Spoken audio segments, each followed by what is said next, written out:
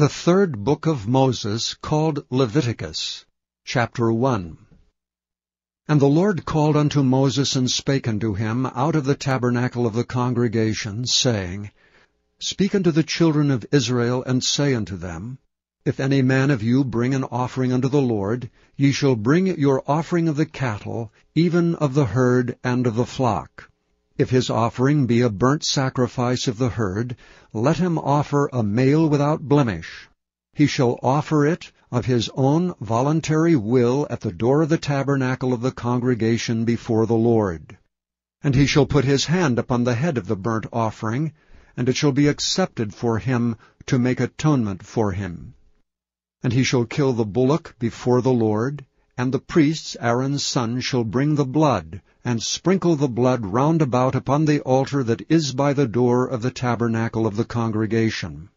And he shall flay the burnt offering, and cut it into his pieces. And the sons of Aaron the priest shall put fire upon the altar, and lay the wood in order upon the fire. And the priest Aaron's son shall lay the parts, the head and the fat, in order upon the wood that is on the fire which is upon the altar. But his inwards and his legs shall he wash in water, and the priest shall burn all on the altar to be a burnt sacrifice, and offering made by fire of a sweet savour unto the Lord. And if his offering be of the flocks, namely of the sheep, or of the goats for a burnt sacrifice, he shall bring it a male without blemish, and he shall kill it on the side of the altar northward before the Lord. And the priest Aaron's son shall sprinkle his blood round about upon the altar. And he shall cut it into his pieces with his head and his fat, and the priest shall lay them in order on the wood that is on the fire which is upon the altar.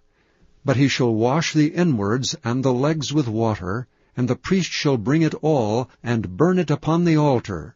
It is a burnt sacrifice, and offering made by fire of a sweet savour unto the Lord.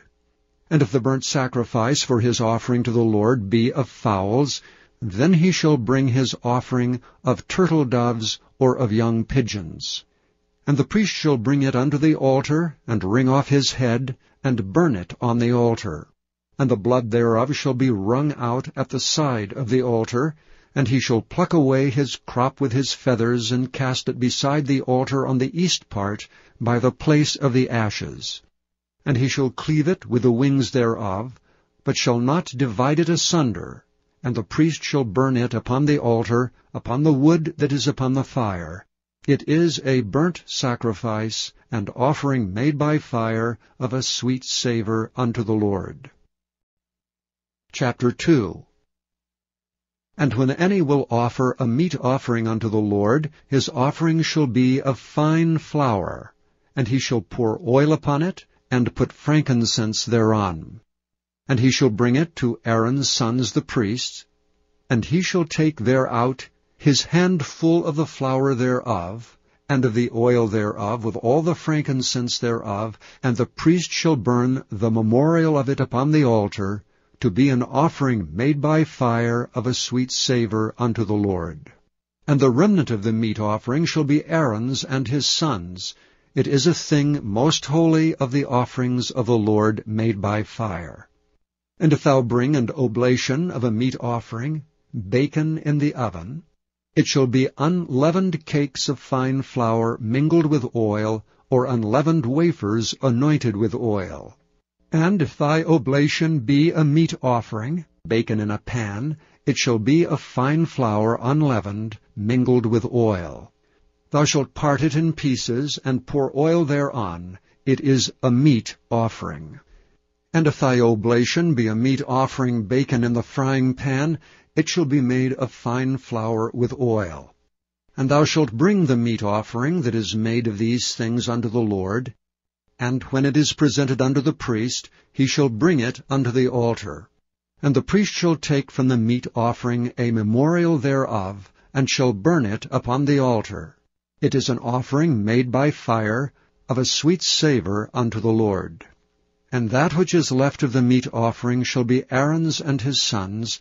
It is a thing most holy of the offerings of the Lord made by fire.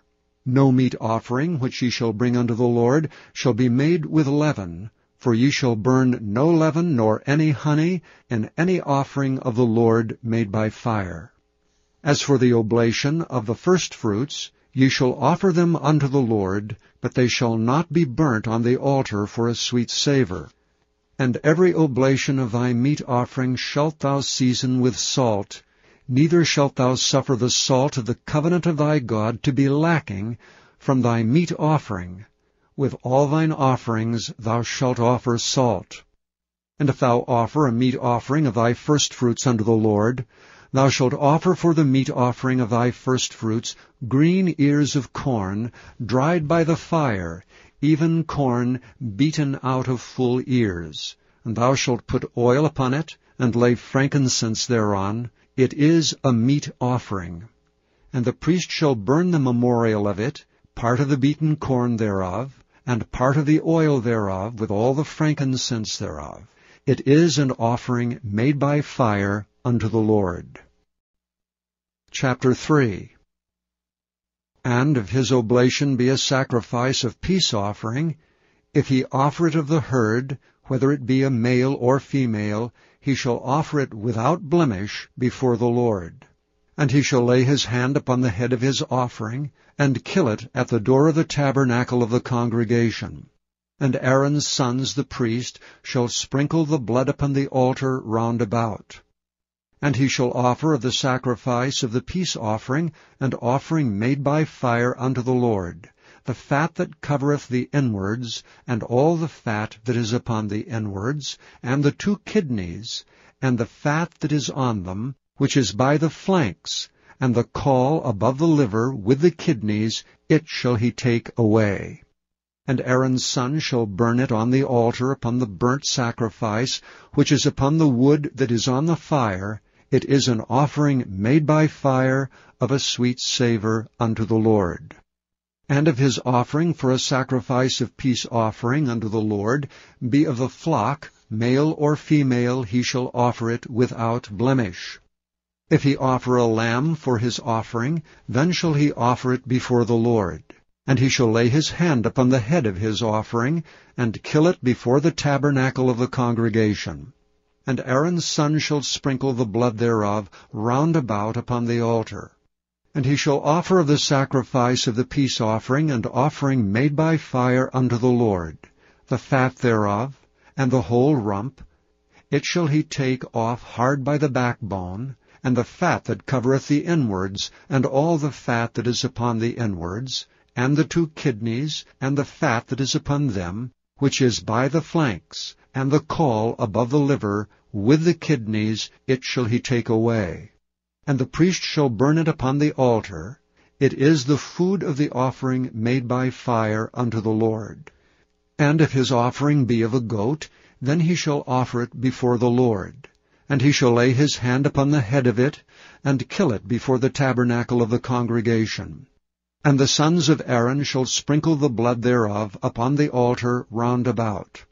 And he shall offer thereof his offering, even an offering made by fire unto the Lord, the fat that covereth the inwards, and all the fat that is upon the inwards, and the 2 kidneys, and the fat that is upon them, which is by the flanks, and the caul above the liver, with the kidneys, it shall he take away. And the priest shall burn them upon the altar. It is the food of the offering made by fire for a sweet savour. All the fat is the Lord's. It shall be a perpetual statute for your generations throughout all your dwellings, that ye eat neither fat nor blood. Chapter 4. And the Lord spake unto Moses, saying, Speak unto the children of Israel, saying, If a soul shall sin through ignorance against any of the commandments of the Lord concerning things which ought not to be done, and shall do against any of them, if the priest that is anointed do sin according to the sin of the people, then let him bring for his sin which he hath sinned a young bullock without blemish unto the Lord for a sin offering. And he shall bring the bullock unto the door of the tabernacle of the congregation before the Lord, and shall lay his hand upon the bullock's head, and kill the bullock before the Lord. And the priest that is anointed shall take of the bullock's blood, and bring it to the tabernacle of the congregation. And the priest shall dip his finger in the blood, and sprinkle of the blood 7 times before the Lord, before the veil of the sanctuary. And the priest shall put some of the blood upon the horns of the altar of sweet incense before the Lord, which is in the tabernacle of the congregation, and shall pour all the blood of the bullock at the bottom of the altar of the burnt offering, which is at the door of the tabernacle of the congregation. And he shall take off from it all the fat of the bullock for the sin offering, the fat that covereth the inwards, and all the fat that is upon the inwards, and the 2 kidneys, and the fat that is upon them, which is by the flanks, and the caul above the liver with the kidneys, it shall he take away, as it was taken off from the bullock of the sacrifice of peace offerings, and the priest shall burn them upon the altar of the burnt offering. And the skin of the bullock, and all his flesh with his head, and with his legs, and his inwards, and his dung, even the whole bullock shall he carry forth without the camp unto a clean place, where the ashes are poured out, and burn him on the wood with fire. Where the ashes are poured out shall he be burnt. And if the whole congregation of Israel sin through ignorance, and the thing be hid from the eyes of the assembly, and they have done somewhat against any of the commandments of the Lord concerning things which should not be done, and are guilty, when the sin which they have sinned against it is known, then the congregation shall offer a young bullock for the sin, and bring him before the tabernacle of the congregation. And the elders of the congregation shall lay their hands upon the head of the bullock before the Lord, and the bullock shall be killed before the Lord. And the priest that is anointed shall bring of the bullock's blood to the tabernacle of the congregation. And the priest shall dip his finger in some of the blood, and sprinkle it 7 times before the Lord, even before the veil. And he shall put some of the blood upon the horns of the altar which is before the Lord, that is in the tabernacle of the congregation, and shall pour out all the blood at the bottom of the altar of the burnt offering, which is at the door of the tabernacle of the congregation. And he shall take all his fat from him, and burn it upon the altar. And he shall do with the bullock as he did with the bullock for a sin offering, so shall he do with this, and the priest shall make an atonement for them, and it shall be forgiven them. And he shall carry forth the bullock without the camp, and burn him as he burned the first bullock. It is a sin offering for the congregation. When a ruler hath sinned, and done somewhat through ignorance against any of the commandments of the Lord his God concerning things which should not be done, and is guilty, or if his sin, wherein he hath sinned, come to his knowledge, he shall bring his offering, a kid of the goats, a male without blemish. And he shall lay his hand upon the head of the goat, and kill it in the place where they kill the burnt offering before the Lord. It is a sin offering. And the priest shall take of the blood of the sin offering with his finger, and put it upon the horns of the altar of burnt offering, and shall pour out his blood at the bottom of the altar of burnt offering. And he shall burn all his fat upon the altar, as the fat of the sacrifice of peace offerings. And the priest shall make an atonement for him, as concerning his sin, and it shall be forgiven him.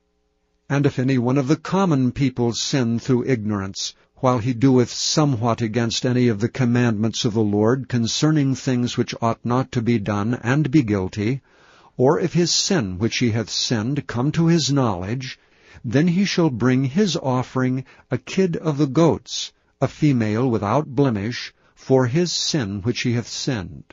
And he shall lay his hand upon the head of the sin offering, and slay the sin offering in the place of the burnt offering.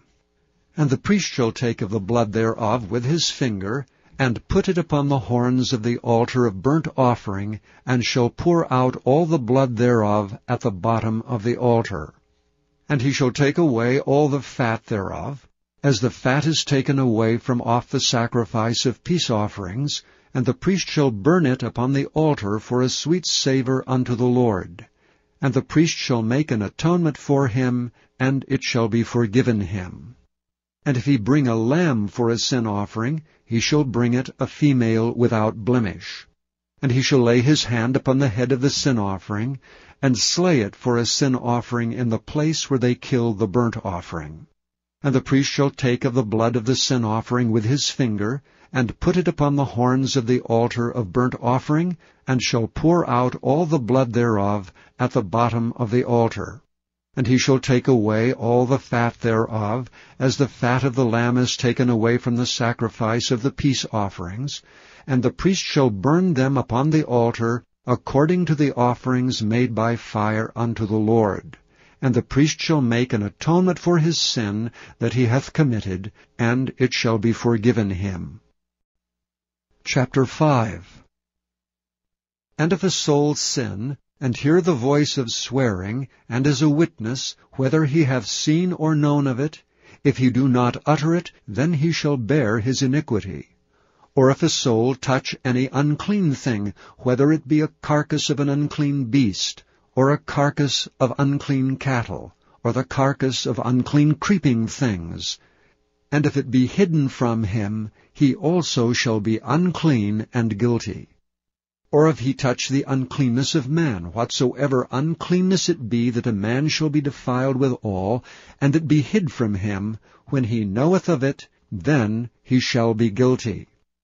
Or if a soul swear, pronouncing with his lips to do evil, or to do good, whatsoever it be that a man shall pronounce with an oath, and it be hid from him, when he knoweth of it, then he shall be guilty in one of these. And it shall be, when he shall be guilty in one of these things, that he shall confess that he hath sinned in that thing.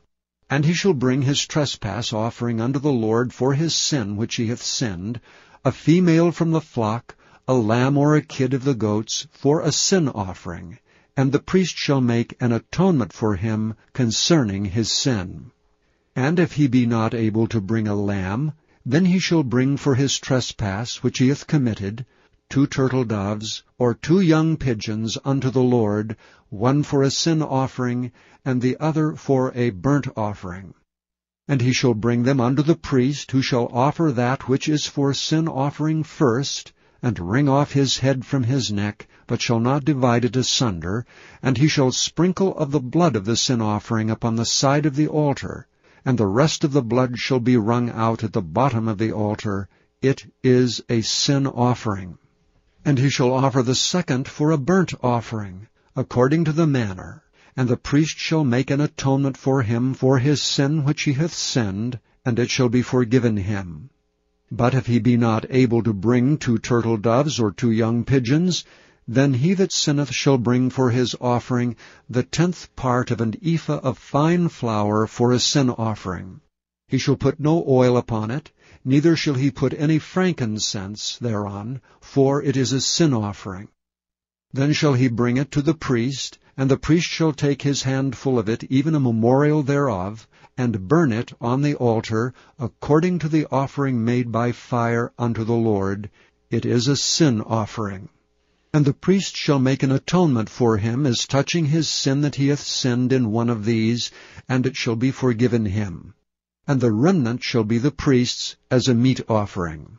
And the Lord spake unto Moses, saying, If a soul commit a trespass, and sin through ignorance in the holy things of the Lord, then he shall bring for his trespass unto the Lord a ram without blemish out of the flocks, with thy estimation of shekels of silver, after the shekel of the sanctuary, for a trespass offering. And he shall make amends for the harm that he hath done in the holy thing, and shall add the 5th part thereto, and give it unto the priest. And the priest shall make an atonement for him with the ram of the trespass offering, and it shall be forgiven him. And if a soul sin, and commit any of these things which are forbidden to be done by the commandments of the Lord, though he wist it not, yet is he guilty, and shall bear his iniquity. And he shall bring a ram without blemish out of the flock, with thy estimation for a trespass offering unto the priest, and the priest shall make an atonement for him concerning his ignorance wherein he erred, and wist it not, and it shall be forgiven him. It is a trespass offering. he hath certainly trespassed against the Lord. Chapter 6. And the Lord spake unto Moses, saying, If a soul sin, and commit a trespass against the Lord, and lie unto his neighbor in that which was delivered him to keep, or in fellowship, or in a thing taken away by violence, or hath deceived his neighbor, or have found that which was lost, and lieth concerning it, and sweareth falsely, in any of all these that a man doeth, sinning therein, then it shall be, because he hath sinned and is guilty, that he shall restore that which he took violently away, or the thing which he hath deceitfully gotten, or that which was delivered him to keep, or the lost thing which he found, or all that about which he hath sworn falsely. He shall even restore it in the principal, and shall add the 5th part more thereto, and give it unto him to whom it appertaineth, in the day of his trespass offering. And he shall bring his trespass offering unto the Lord, a ram without blemish out of the flock, with thy estimation, for a trespass offering unto the priest. And the priest shall make an atonement for him before the Lord, and it shall be forgiven him for anything of all that he hath done in trespassing therein. And the Lord spake unto Moses, saying, Command Aaron and his sons, saying, This is the law of the burnt offering. It is the burnt offering because of the burning upon the altar all night unto the morning, and the fire of the altar shall be burning in it. And the priest shall put on his linen garment, and his linen breeches shall he put upon his flesh, and take up the ashes which the fire hath consumed, with the burnt offering on the altar, and he shall put them beside the altar. And he shall put off his garments, and put on other garments, and carry forth the ashes without the camp unto a clean place. And the fire upon the altar shall be burning in it, it shall not be put out, and the priest shall burn wood on it every morning, and lay the burnt offering in order upon it, and he shall burn thereon the fat of the peace offerings. The fire shall ever be burning upon the altar, it shall never go out. And this is the law of the meat offering. The sons of Aaron shall offer it before the Lord, before the altar. And he shall take of it his handful of the flour of the meat offering, and of the oil thereof, and all the frankincense which is upon the meat offering, and shall burn it upon the altar for a sweet savour, even the memorial of it unto the Lord. And the remainder thereof shall Aaron and his sons eat. With unleavened bread shall it be eaten in the holy place. In the court of the tabernacle of the congregation they shall eat it. It shall not be baken with leaven. I have given it unto them for their portion of my offerings made by fire. It is most holy, as is the sin offering, and as the trespass offering. All the males among the children of Aaron shall eat of it. It shall be a statute forever in your generations concerning the offerings of the Lord made by fire. Every one that toucheth them shall be holy. And the Lord spake unto Moses, saying, This is the offering of Aaron and of his sons, which they shall offer unto the Lord in the day when he is anointed, the 10th part of an ephah fine flour for a meat offering perpetual, half of it in the morning, and half thereof at night. In a pan it shall be made with oil, and when it is baken, thou shalt bring it in, and the baken pieces of the meat offering shalt thou offer for a sweet savour unto the Lord. And the priest of his sons that is anointed in his stead shall offer it. It is a statute for ever unto the Lord. It shall be wholly burnt. For every meat offering for the priest shall be wholly burnt. It shall not be eaten. And the Lord spake unto Moses, saying, Speak unto Aaron and to his sons, saying, This is the law of the sin offering. In the place where the burnt offering is killed shall the sin offering be killed before the Lord. It is most holy. The priest that offereth it for sin shall eat it. In the holy place shall it be eaten, in the court of the tabernacle of the congregation. Whatsoever shall touch the flesh thereof shall be holy, And when there is sprinkled of the blood thereon upon any garment, thou shalt wash that whereon it was sprinkled in the holy place. But the earthen vessel wherein it is sodden shall be broken. And if it be sodden in a brazen pot, it shall be both scoured and rinsed in water. All the males among the priests shall eat thereof. It is most holy. And no sin offering, whereof any of the blood is brought into the tabernacle of the congregation to reconcile with all in the holy place, shall be eaten. It shall be burnt in the fire. Chapter 7. Likewise, this is the law of the trespass offering. It is most holy. In the place where they kill the burnt offering shall they kill the trespass offering, and the blood thereof shall be sprinkled round about upon the altar. And he shall offer of it all the fat thereof, the rump and the fat that covereth the inwards, and the 2 kidneys, and the fat that is on them, which is by the flanks, and the caul that is above the liver with the kidneys, it shall he take away. And the priest shall burn them upon the altar for an offering made by fire unto the Lord. It is a trespass offering. Every male among the priests shall eat thereof. It shall be eaten in the holy place. It is most holy. As the sin offering is, so is the trespass offering. There is one law for them. The priest that maketh atonement therewith shall have it. And the priest that offereth any man's burnt offering, even the priest shall have to himself the skin of the burnt offering which he hath offered. And all the meat offering that is baken in the oven, and all that is dressed in the frying pan, and in the pan shall be the priest's that offereth it. And every meat offering mingled with oil and dry shall all the sons of Aaron have, one as much as another. And this is the law of the sacrifice of peace offerings which he shall offer unto the Lord. If he offer it for a thanksgiving, then he shall offer with the sacrifice of thanksgiving unleavened cakes mingled with oil, and unleavened wafers anointed with oil, and cakes mingled with oil of fine flour fried. Besides the cakes, he shall offer for his offering leavened bread with the sacrifice of thanksgiving of his peace offerings.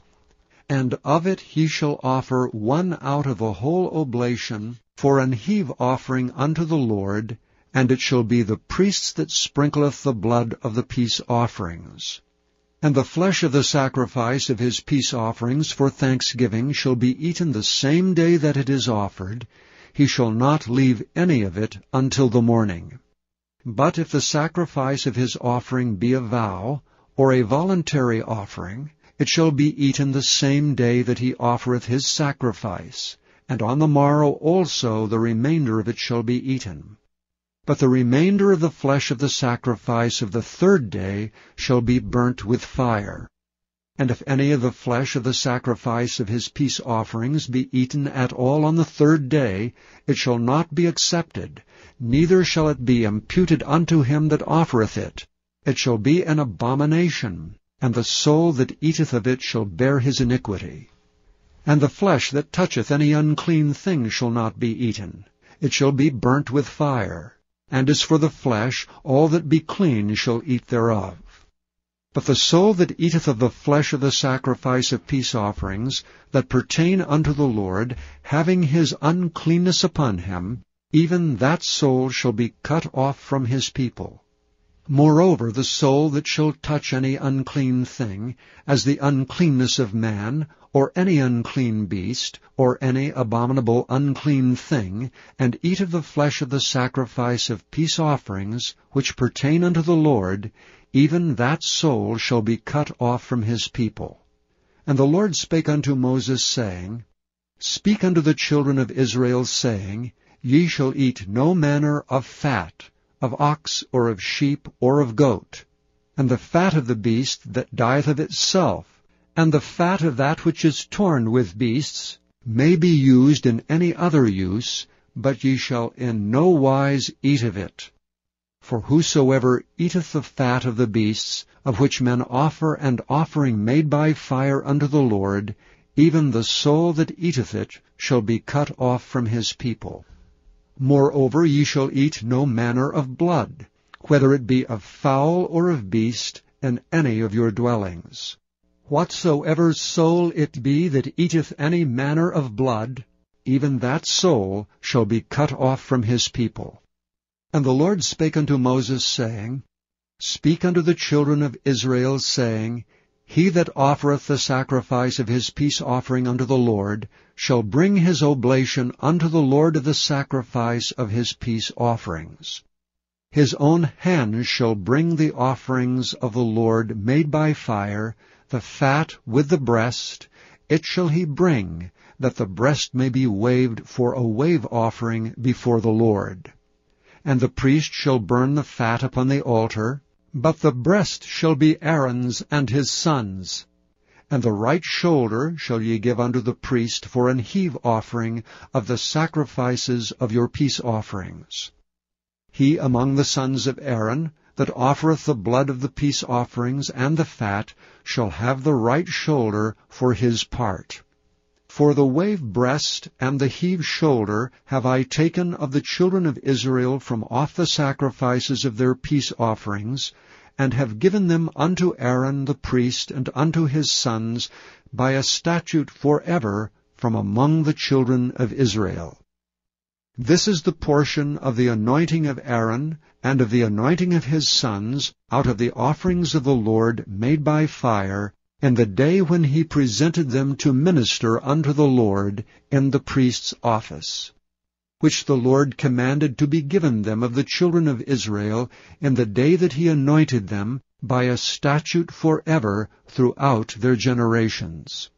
This is the law of the burnt offering, of the meat offering, and of the sin offering, and of the trespass offering, and of the consecrations, and of the sacrifice of the peace offerings, which the Lord commanded Moses in Mount Sinai in the day that he commanded the children of Israel to offer their oblations unto the Lord in the wilderness of Sinai. Chapter 8. And the Lord spake unto Moses, saying, Take Aaron and his sons with him, and the garments and the anointing oil, and a bullock for the sin offering, and 2 rams, and a basket of unleavened bread, and gather thou all the congregation together unto the door of the tabernacle of the congregation. And Moses did as the Lord commanded him. And the assembly was gathered together unto the door of the tabernacle of the congregation. And Moses said unto the congregation, This is the thing which the Lord commandeth to be done. And Moses brought Aaron and his sons, and washed them with water. And he put upon him the coat, and girded him with the girdle, and clothed him with the robe, and put the ephod upon him. And he girded him with the curious girdle of the ephod, and bound it unto him therewith. And he put the breastplate upon him. Also he put in the breastplate the Urim and the Thummim. And he put the mitre upon his head. Also upon the mitre, even upon the forefront, did he put the golden plate, the holy crown, as the Lord commanded Moses. And Moses took the anointing oil, and anointed the tabernacle, and all that was therein, and sanctified them. And he sprinkled thereof upon the altar 7 times, and anointed the altar and all his vessels, both the laver and his foot, to sanctify them. And he poured of the anointing oil upon Aaron's head, and anointed him to sanctify him. And Moses brought Aaron's sons, and put coats upon them, and girded them with girdles, and put bonnets upon them, as the Lord commanded Moses. And he brought the bullock for the sin offering, and Aaron and his sons laid their hands upon the head of the bullock for the sin offering. And he slew it, and Moses took the blood, and put it upon the horns of the altar round about with his finger, and purified the altar, and poured the blood at the bottom of the altar, and sanctified it to make reconciliation upon it. And he took all the fat that was upon the inwards, and the caul above the liver, and the 2 kidneys in their fat, and Moses burned it upon the altar. But the bullock and his hide, his flesh, and his dung he burnt with fire without the camp, as the Lord commanded Moses. And he brought the ram for the burnt offering, and Aaron and his sons laid their hands upon the head of the ram. And he killed it, and Moses sprinkled the blood upon the altar round about. And he cut the ram into pieces, and Moses burnt the head, and the pieces, and the fat. And he washed the inwards and the legs in water, and Moses burnt the whole ram upon the altar. It was a burnt sacrifice for a sweet savour, and an offering made by fire unto the Lord, as the Lord commanded Moses. And he brought the other ram, the ram of consecration, and Aaron and his sons laid their hands upon the head of the ram. And he slew it, and Moses took of the blood of it, and put it upon the tip of Aaron's right ear, and upon the thumb of his right hand, and upon the great toe of his right foot. And he brought Aaron's sons, and Moses put of the blood upon the tip of their right ear, and upon the thumbs of their right hands, and upon the great toes of their right feet. And Moses sprinkled the blood upon the altar round about. And he took the fat, and the rump, and all the fat that was upon the inwards, and the caul above the liver, and the 2 kidneys and their fat, and the right shoulder. And out of the basket of unleavened bread that was before the Lord, he took 1 unleavened cake, and a cake of oiled bread, and 1 wafer, and put them on the fat, and upon the right shoulder. And he put all upon Aaron's hands, and upon his sons' hands, and waved them for a wave offering before the Lord. And Moses took them from off their hands, and burnt them on the altar upon the burnt offering. They were consecrations for a sweet savour. It is an offering made by fire unto the Lord. And Moses took the breast and waved it for a wave offering before the Lord. For of the ram of consecration it was Moses' part, as the Lord commanded Moses. And Moses took of the anointing oil, and of the blood which was upon the altar, and sprinkled it upon Aaron, and upon his garments, and upon his sons, and upon his sons' garments with him, and sanctified Aaron, and his garments, and his sons' garments with him.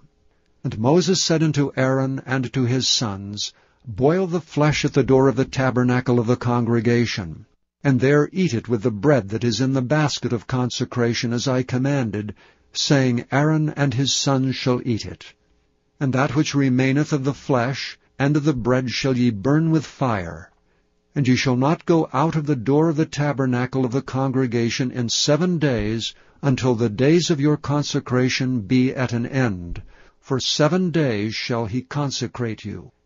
And as he hath done this day, so the Lord hath commanded to do, to make an atonement for you. Therefore shall ye abide at the door of the tabernacle of the congregation, day and night 7 days, and keep the charge of the Lord, that ye die not, for so I am commanded. So Aaron and his sons did all things which the Lord commanded by the hand of Moses. Chapter 9. And it came to pass on the 8th day that Moses called Aaron and his sons and the elders of Israel, and he said unto Aaron, Take thee a young calf for a sin offering, and a ram for a burnt offering without blemish, and offer them before the Lord. And unto the children of Israel thou shalt speak, saying, Take ye a kid of the goats for a sin offering, and a calf and a lamb, both of the first year without blemish, for a burnt offering. Also a bullock and a ram for peace offerings to sacrifice before the Lord, and a meat offering mingled with oil, for today the Lord will appear unto you. And they brought that which Moses commanded before the tabernacle of the congregation. And all the congregation drew near and stood before the Lord. And Moses said, This is the thing which the Lord commanded that ye should do, and the glory of the Lord shall appear unto you. And Moses said unto Aaron, Go unto the altar, and offer thy sin offering, and thy burnt offering, and make an atonement for thyself and for the people, and offer the offering of the people, and make an atonement for them, as the Lord commanded. Aaron therefore went unto the altar, and slew the calf of the sin offering which was for himself. And the sons of Aaron brought the blood unto him, and he dipped his finger in the blood, and put it upon the horns of the altar, and poured out the blood at the bottom of the altar. But the fat, and the kidneys, and the caul above the liver of the sin offering, he burnt upon the altar as the Lord commanded Moses. And the flesh and the hide he burnt with fire without the camp. And he slew the burnt offering, and Aaron's sons presented unto him the blood which he sprinkled round about upon the altar. And they presented the burnt offering unto him, with the pieces thereof, and the head, and he burnt them upon the altar. And he did wash the inwards and the legs, and burnt them upon the burnt offering on the altar. And he brought the people's offerings, and took the goat which was the sin offering for the people, and slew it, and offered it for sin as the first. And he brought the burnt offering, and offered it according to the manner. And he brought the meat offering, and took an handful thereof, and burnt it upon the altar beside the burnt sacrifice of the morning. He slew also the bullock and the ram for a sacrifice of peace offerings, which was for the people. And Aaron's sons presented unto him the blood, which he sprinkled upon the altar round about, and the fat of the bullock and of the ram, the rump, and that which covereth the inwards, and the kidneys, and the caul above the liver. And they put the fat upon the breasts, and he burnt the fat upon the altar. And the breasts and the right shoulder Aaron waved for a wave offering before the Lord, as Moses commanded. And Aaron lifted up his hand toward the people, and blessed them, and came down from offering of the sin offering, and the burnt offering, and the peace offerings. And Moses and Aaron went into the tabernacle of the congregation, and came out and blessed the people, and the glory of the Lord appeared unto all the people. And there came a fire out from before the Lord, and consumed upon the altar the burnt offering and the fat, which when all the people saw, they shouted, and fell on their faces. Chapter 10. And Nadab and Abihu, the sons of Aaron, took either of them his censer, and put fire therein, and put incense thereon, and offered strange fire before the Lord, which he commanded them not. And there went out fire from the Lord, and devoured them, and they died before the Lord. Then Moses said unto Aaron, This is it that the Lord spake, saying, I will be sanctified in them that come nigh me, and before all the people I will be glorified. And Aaron held his peace. And Moses called Mishael and Elzaphan the sons of Uzziel, the uncle of Aaron, and said unto them, Come near, carry your brethren from before the sanctuary out of the camp. So they went near and carried them in their coats out of the camp, as Moses had said. And Moses said unto Aaron, and unto Eleazar, and unto Ithamar his sons, Uncover not your heads, neither rend your clothes, lest ye die, and lest wrath come upon all the people. But let your brethren, the whole house of Israel, bewail the burning which the Lord hath kindled. And ye shall not go out from the door of the tabernacle of the congregation, lest ye die, for the anointing oil of the Lord is upon you. And they did according to the word of Moses. And the Lord spake unto Aaron, saying, Do not drink wine nor strong drink, thou nor thy sons with thee, when ye go into the tabernacle of the congregation, lest ye die. It shall be a statute for ever throughout your generations, and that ye may put difference between holy and unholy, and between unclean and clean. And that ye may teach the children of Israel all the statutes which the Lord hath spoken unto them by the hand of Moses. And Moses spake unto Aaron, and unto Eleazar, and unto Ithamar his sons that were left, Take the meat offering that remaineth of the offerings of the Lord made by fire, and eat it without leaven beside the altar, for it is most holy. And ye shall eat it in the holy place, because it is thy due, and thy sons' due, of the sacrifices of the Lord made by fire, for so I am commanded. And the wave breast and heave shoulder shall ye eat in a clean place, thou and thy sons and thy daughters with thee, for they be thy due, and thy sons' due, which are given out of the sacrifices of peace offerings of the children of Israel. The heave shoulder and the wave breast shall they bring with the offerings made by fire of the fat, to wave it for a wave offering before the Lord. And it shall be thine and thy sons with thee by a statute forever, as the Lord hath commanded. And Moses diligently sought the goat of the sin offering, and behold, it was burnt. And he was angry with Eleazar and Ithamar, the sons of Aaron, which were left alive, saying, Wherefore have ye not eaten the sin offering in the holy place, seeing it is most holy, and God hath given it you to bear the iniquity of the congregation, to make atonement for them before the Lord? Behold, the blood of it was not brought in within the holy place. Ye should indeed have eaten it in the holy place, as I commanded. And Aaron said unto Moses, Behold, this day have they offered their sin offering and their burnt offering before the Lord, and such things have befallen me. And if I had eaten the sin offering today, should it have been accepted in the sight of the Lord? And when Moses heard that, he was content. Chapter 11. And the Lord spake unto Moses and to Aaron, saying unto them, Speak unto the children of Israel, saying, These are the beasts which ye shall eat among all the beasts that are on the earth. Whatsoever parteth the hoof, and is cloven-footed, and cheweth the cud among the beasts, that shall ye eat. Nevertheless, these shall ye not eat of them that chew the cud, or of them that divide the hoof. As the camel, because he cheweth the cud, but divideth not the hoof, he is unclean unto you. And the coney, because he cheweth the cud, but divideth not the hoof, he is unclean unto you. And the hare, because he cheweth the cud, but divideth not the hoof, he is unclean unto you. And the swine, though he divide the hoof, and be cloven-footed, yet he cheweth not the cud, he is unclean to you. Of their flesh shall ye not eat, and their carcasses shall ye not touch, they are unclean to you. These shall ye eat of all that are in the waters, whatsoever hath fins and scales in the waters, in the seas and in the rivers, them shall ye eat. And all that have not fins and scales in the seas and in the rivers, and all that move in the waters, and of any living thing which is in the waters, they shall be an abomination unto you. They shall be even an abomination unto you.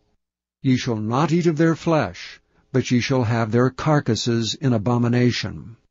Whatsoever hath no fins nor scales in the waters, that shall be an abomination unto you. And these are they which ye shall have in abomination among the fowls. They shall not be eaten. They are an abomination, the eagle, and the ossifrage, and the osprey, and the vulture, and the kite after his kind, every raven after his kind, and the owl, and the nighthawk, and the cuckoo, and the hawk after his kind, and the little owl, and the cormorant, and the great owl, and the swan, and the pelican, and the gyre eagle, and the stork, the heron after her kind, and the lapwing, and the bat. All fowls that creep, going upon all four, shall be an abomination unto you. Yet these may ye eat of, every flying creeping thing that goeth upon all four, which have legs above their feet, to leap withal upon the earth. Even these of them ye may eat, the locust after his kind, and the bald locust after his kind, and the beetle after his kind, and the grasshopper after his kind. But all other flying, creeping things, which have 4 feet, shall be an abomination unto you. And for these ye shall be unclean. Whosoever toucheth the carcass of them shall be unclean until the even. And whosoever beareth aught of the carcass of them shall wash his clothes, and be unclean until the even. The carcasses of every beast which divideth the hoof, and is not cloven-footed, nor cheweth the cud, are unclean unto you. Every one that toucheth them shall be unclean. And whatsoever goeth upon his paws among all manner of beasts that go on all four, those are unclean unto you. Whoso toucheth their carcass shall be unclean until the even. And he that beareth the carcass of them shall wash his clothes, and be unclean until the even. They are unclean unto you. These also shall be unclean unto you among the creeping things that creep upon the earth, the weasel, and the mouse, and the tortoise after his kind, and the ferret, and the chameleon, and the lizard, and the snail, and the mole. These are unclean to you among all that creep. Whosoever doth touch them, when they be dead, shall be unclean until the even. And upon whatsoever any of them, when they are dead, doth fall, it shall be unclean, whether it be any vessel of wood, or raiment, or skin, or sack, whatsoever vessel it be, wherein any work is done, it must be put into water, and it shall be unclean until the even, so it shall be cleansed. And every earthen vessel, whereinto any of them falleth, whatsoever is in it shall be unclean, and ye shall break it. Of all meat which may be eaten, that on which such water cometh shall be unclean, and all drink that may be drunk in every such vessel shall be unclean. And everything whereupon any part of their carcass falleth shall be unclean, whether it be oven or ranges for pots, they shall be broken down, for they are unclean, and shall be unclean unto you. Nevertheless, a fountain or pit, wherein there is plenty of water, shall be clean, but that which toucheth their carcass shall be unclean. And if any part of their carcass fall upon any sowing seed which is to be sown, it shall be clean. But if any water be put upon the seed, and any part of their carcass fall thereon, it shall be unclean unto you. And if any beast, of which ye may eat, die, he that toucheth the carcass thereof shall be unclean until the even. And he that eateth of the carcass of it shall wash his clothes, and be unclean until the even. He also that beareth the carcass of it shall wash his clothes, and be unclean until the even. And every creeping thing that creepeth upon the earth shall be an abomination, it shall not be eaten. Whatsoever goeth upon the belly, whatsoever goeth upon all four, or whatsoever hath more feet among all creeping things that creep upon the earth, them ye shall not eat, for they are an abomination. Ye shall not make yourselves abominable with any creeping thing that creepeth, neither shall ye make yourselves unclean with them, that ye should be defiled thereby. For I am the Lord your God. Ye shall therefore sanctify yourselves, and ye shall be holy, for I am holy. Neither shall ye defile yourselves with any manner of creeping thing that creepeth upon the earth. For I am the Lord that bringeth you up out of the land of Egypt, to be your God. Ye shall therefore be holy, for I am holy. This is the law of the beasts, and of the fowl, and of every living creature that moveth in the waters, and of every creature that creepeth upon the earth, to make a difference between the unclean and the clean, and between the beast that may be eaten, and the beast that may not be eaten. Chapter 12. And the Lord spake unto Moses, saying, Speak unto the children of Israel, saying, If a woman have conceived seed, and born a man-child, then she shall be unclean 7 days. According to the days of the separation of her infirmity shall she be unclean. And in the 8th day the flesh of his foreskin shall be circumcised. And she shall then continue in the blood of her purifying 33 days. She shall touch no hallowed thing, nor come into the sanctuary, until the days of her purifying be fulfilled. But if she bear a maid-child, then she shall be unclean 2 weeks, as in her separation. And she shall continue in the blood of her purifying 66 days. And when the days of her purifying are fulfilled, for a son or for a daughter, she shall bring a lamb of the first year for a burnt offering, and a young pigeon or a turtle dove for a sin offering unto the door of the tabernacle of the congregation unto the priest, who shall offer it before the Lord, and make an atonement for her, and she shall be cleansed from the issue of her blood. This is the law for her that hath borne a male or a female. And if she be not able to bring a lamb, then she shall bring 2 turtles, or 2 young pigeons, the one for the burnt offering, and the other for a sin offering. And the priest shall make an atonement for her, and she shall be clean. Chapter 13.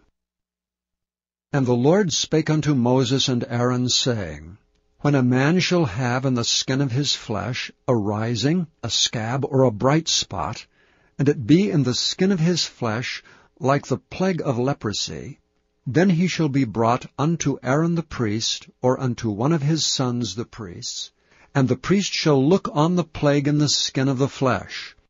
And when the hair in the plague is turned white, and the plague in sight be deeper than the skin of his flesh, it is a plague of leprosy, and the priest shall look on him and pronounce him unclean.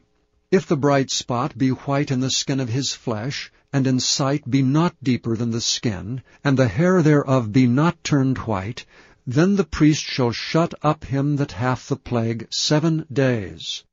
And the priest shall look on him the 7th day, and behold, if the plague in his sight be at a stay, and the plague spread not in the skin, then the priest shall shut him up 7 days more. And the priest shall look on him again the 7th day, and behold, if the plague be somewhat dark, and the plague spread not in the skin, the priest shall pronounce him clean. It is but a scab, and he shall wash his clothes, and be clean. But if the scab spread much abroad in the skin, after that he hath been seen of the priest for his cleansing, he shall be seen of the priest again. And if the priest see that, behold, the scab spreadeth in the skin, then the priest shall pronounce him unclean. It is a leprosy. When the plague of leprosy is in a man, he shall be brought unto the priest. And the priest shall see him, and behold, if the rising be white in the skin, and it have turned the hair white, and there be quick raw flesh in the rising, it is an old leprosy in the skin of his flesh, and the priest shall pronounce him unclean, and shall not shut him up, for he is unclean. And if a leprosy break out abroad in the skin, and the leprosy cover all the skin of him that hath the plague, from his head even to his foot, wheresoever the priest looketh, then the priest shall consider, and behold, if the leprosy have covered all his flesh, he shall pronounce him clean that hath the plague. It is all turned white, he is clean. But when raw flesh appeareth in him, he shall be unclean, and the priest shall see the raw flesh, and pronounce him to be unclean. For the raw flesh is unclean, it is a leprosy. Or if the raw flesh turn again, and be changed unto white, he shall come unto the priest. And the priest shall see him, and behold, if the plague be turned into white, then the priest shall pronounce him clean that hath the plague. He is clean. The flesh also, in which even in the skin thereof was a boil, and is healed, and in the place of the boil there be a white rising, or a bright spot, white and somewhat reddish, and it be showed to the priest, and if when the priest seeth it, behold, it be in sight lower than the skin, and the hair thereof be turned white, the priest shall pronounce him unclean. It is a plague of leprosy broken out of the boil. But if the priest look on it, and behold, there be no white hairs therein, and if it be not lower than the skin, but be somewhat dark, then the priest shall shut him up 7 days. And if it spread much abroad in the skin, then the priest shall pronounce him unclean. It is a plague. But if the bright spots stay in his place, and spread not, it is a burning boil, and the priest shall pronounce him clean. Or if there be any flesh in the skin, whereof there is a hot burning, and the quick flesh that burneth have a white bright spot, somewhat reddish or white, then the priest shall look upon it. And behold, if the hair in the bright spot be turned white, And if it be in sight deeper than the skin, it is a leprosy broken out of the burning. Wherefore the priest shall pronounce him unclean. It is the plague of leprosy. But if the priest look on it, and behold, there be no white hair in the bright spot, and it be no lower than the other's skin, but be somewhat dark, then the priest shall shut him up 7 days. And the priest shall look upon him the 7th day, and if it be spread much abroad in the skin, then the priest shall pronounce him unclean. It is the plague of leprosy. And if the bright spot stay in his place, and spread not in the skin, but it be somewhat dark, it is a rising of the burning, and the priest shall pronounce him clean, for it is an inflammation of the burning. If a man or woman have a plague upon the head, or the beard, then the priest shall see the plague, and behold, if it be in sight deeper than the skin, and there be in it a yellow thin hair, then the priest shall pronounce him unclean. It is a dry scall, even a leprosy upon the head or beard. And if the priest look on the plague of the scall, and behold, it be not in sight deeper than the skin, and that there is no black hair in it, then the priest shall shut him up that hath a plague of the scall 7 days. And in the 7th day the priest shall look on the plague, and behold, if the scall spread not, and there be in it no yellow hair, and the scall be not in sight deeper than the skin, he shall be shaven, but the scall shall he not shave, and the priest shall shut him up that hath the scall 7 days more. And in the 7th day the priest shall look on the scall, and behold, if the scall be not spread in the skin, nor be in sight deeper than the skin, then the priest shall pronounce him clean, and he shall wash his clothes, and be clean. But if the scall spread abroad much in the skin after his cleansing, then the priest shall look on him, and behold, if the scall be spread in the skin, the priest shall not seek for yellow hair, he is unclean. But if the scall be in his sight at a stay, and that there is black hair grown up therein, the scall is healed, he is clean, and the priest shall pronounce him clean. If a man also or a woman have in the skin of their flesh bright spots, even white bright spots, then the priest shall look. And behold, if the bright spots in the skin of their flesh be darkish white, it is a freckled spot that groweth in the skin, he is clean. And the man whose hair is fallen off his head, he is bald, yet he is clean. And he that hath his hair fallen off from part of his head toward his face, he is forehead bald, yet he is clean. And if there be in the bald head, or bald forehead, a white reddish sore, it is a leprosy sprung up in his bald head or his bald forehead. Then the priest shall look upon it, and behold, if the rising of the sore be white reddish in his bald head, or in his bald forehead, as the leprosy appeareth in the skin of the flesh, he is a leprous man, he is unclean. The priest shall pronounce him utterly unclean, his plague is in his head. And if the leper in whom the plague is, his clothes shall be rent, and his head bare, and he shall put a covering upon his upper lip, and shall cry, Unclean, unclean. All the days wherein the plague shall be in him, he shall be defiled. He is unclean, he shall dwell alone, without the camp shall his habitation be.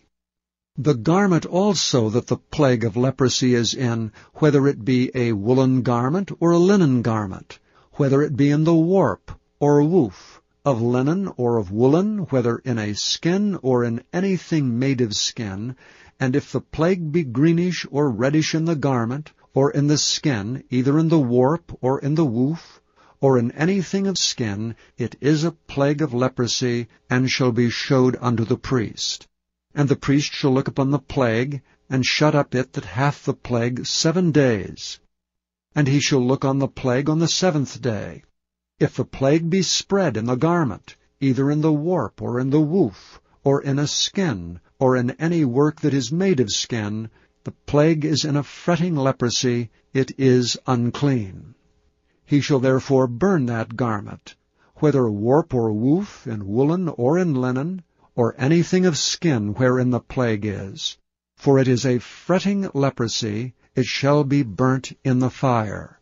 And if the priest shall look and behold the plague be not spread in the garment, either in the warp or in the woof, or in anything of skin, then the priest shall command that they wash the thing wherein the plague is, and he shall shut it up 7 days more.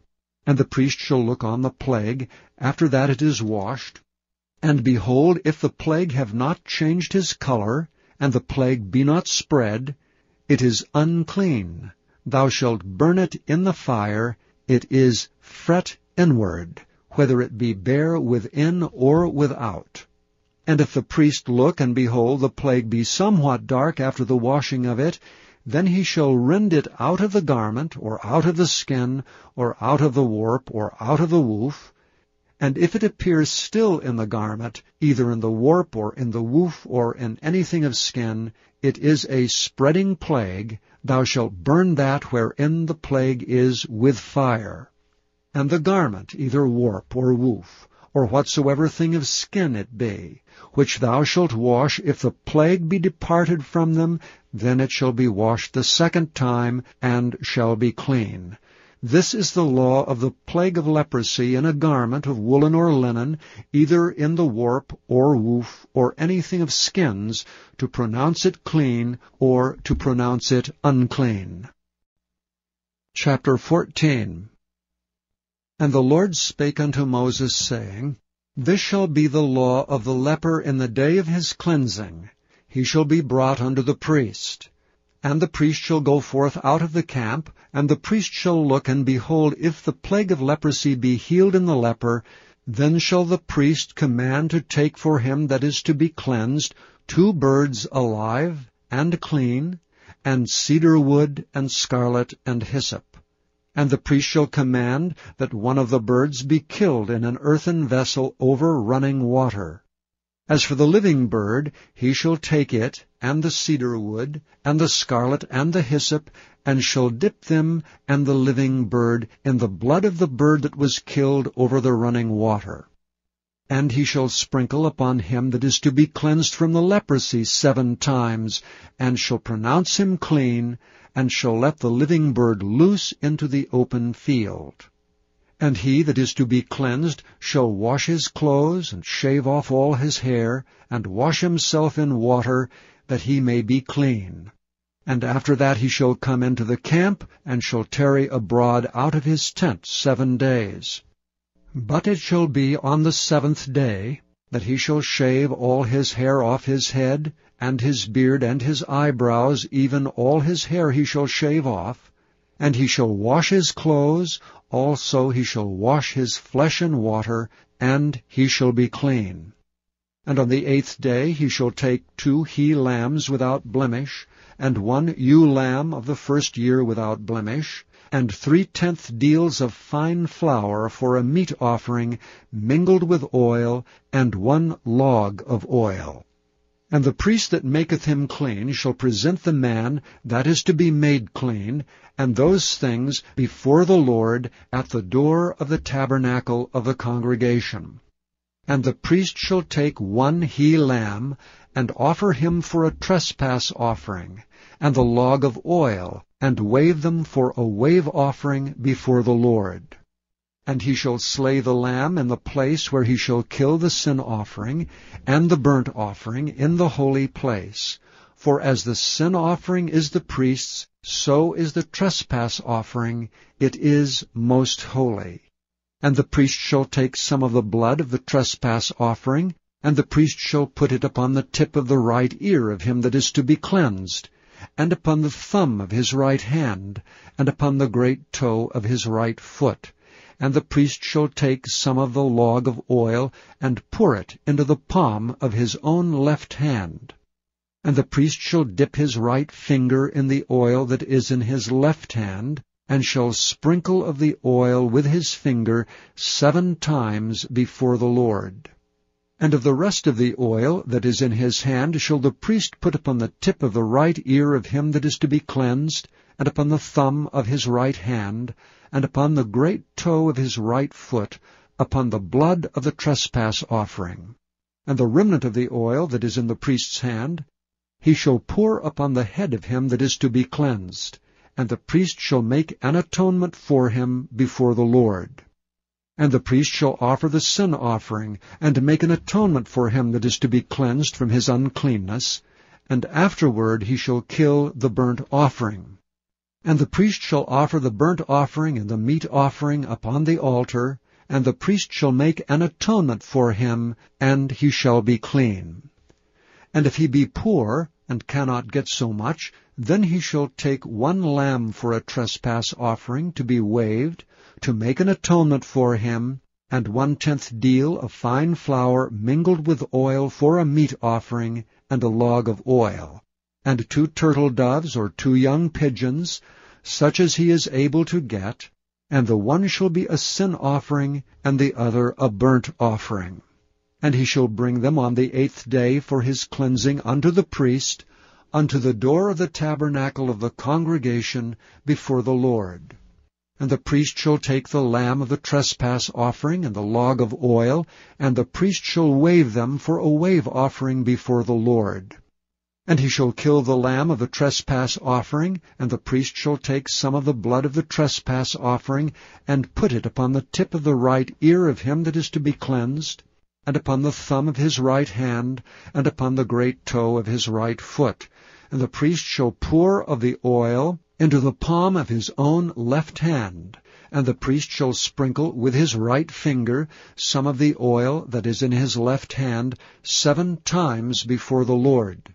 And the priest shall put of the oil that is in his hand upon the tip of the right ear of him that is to be cleansed, and upon the thumb of his right hand, and upon the great toe of his right foot, upon the place of the blood of the trespass offering.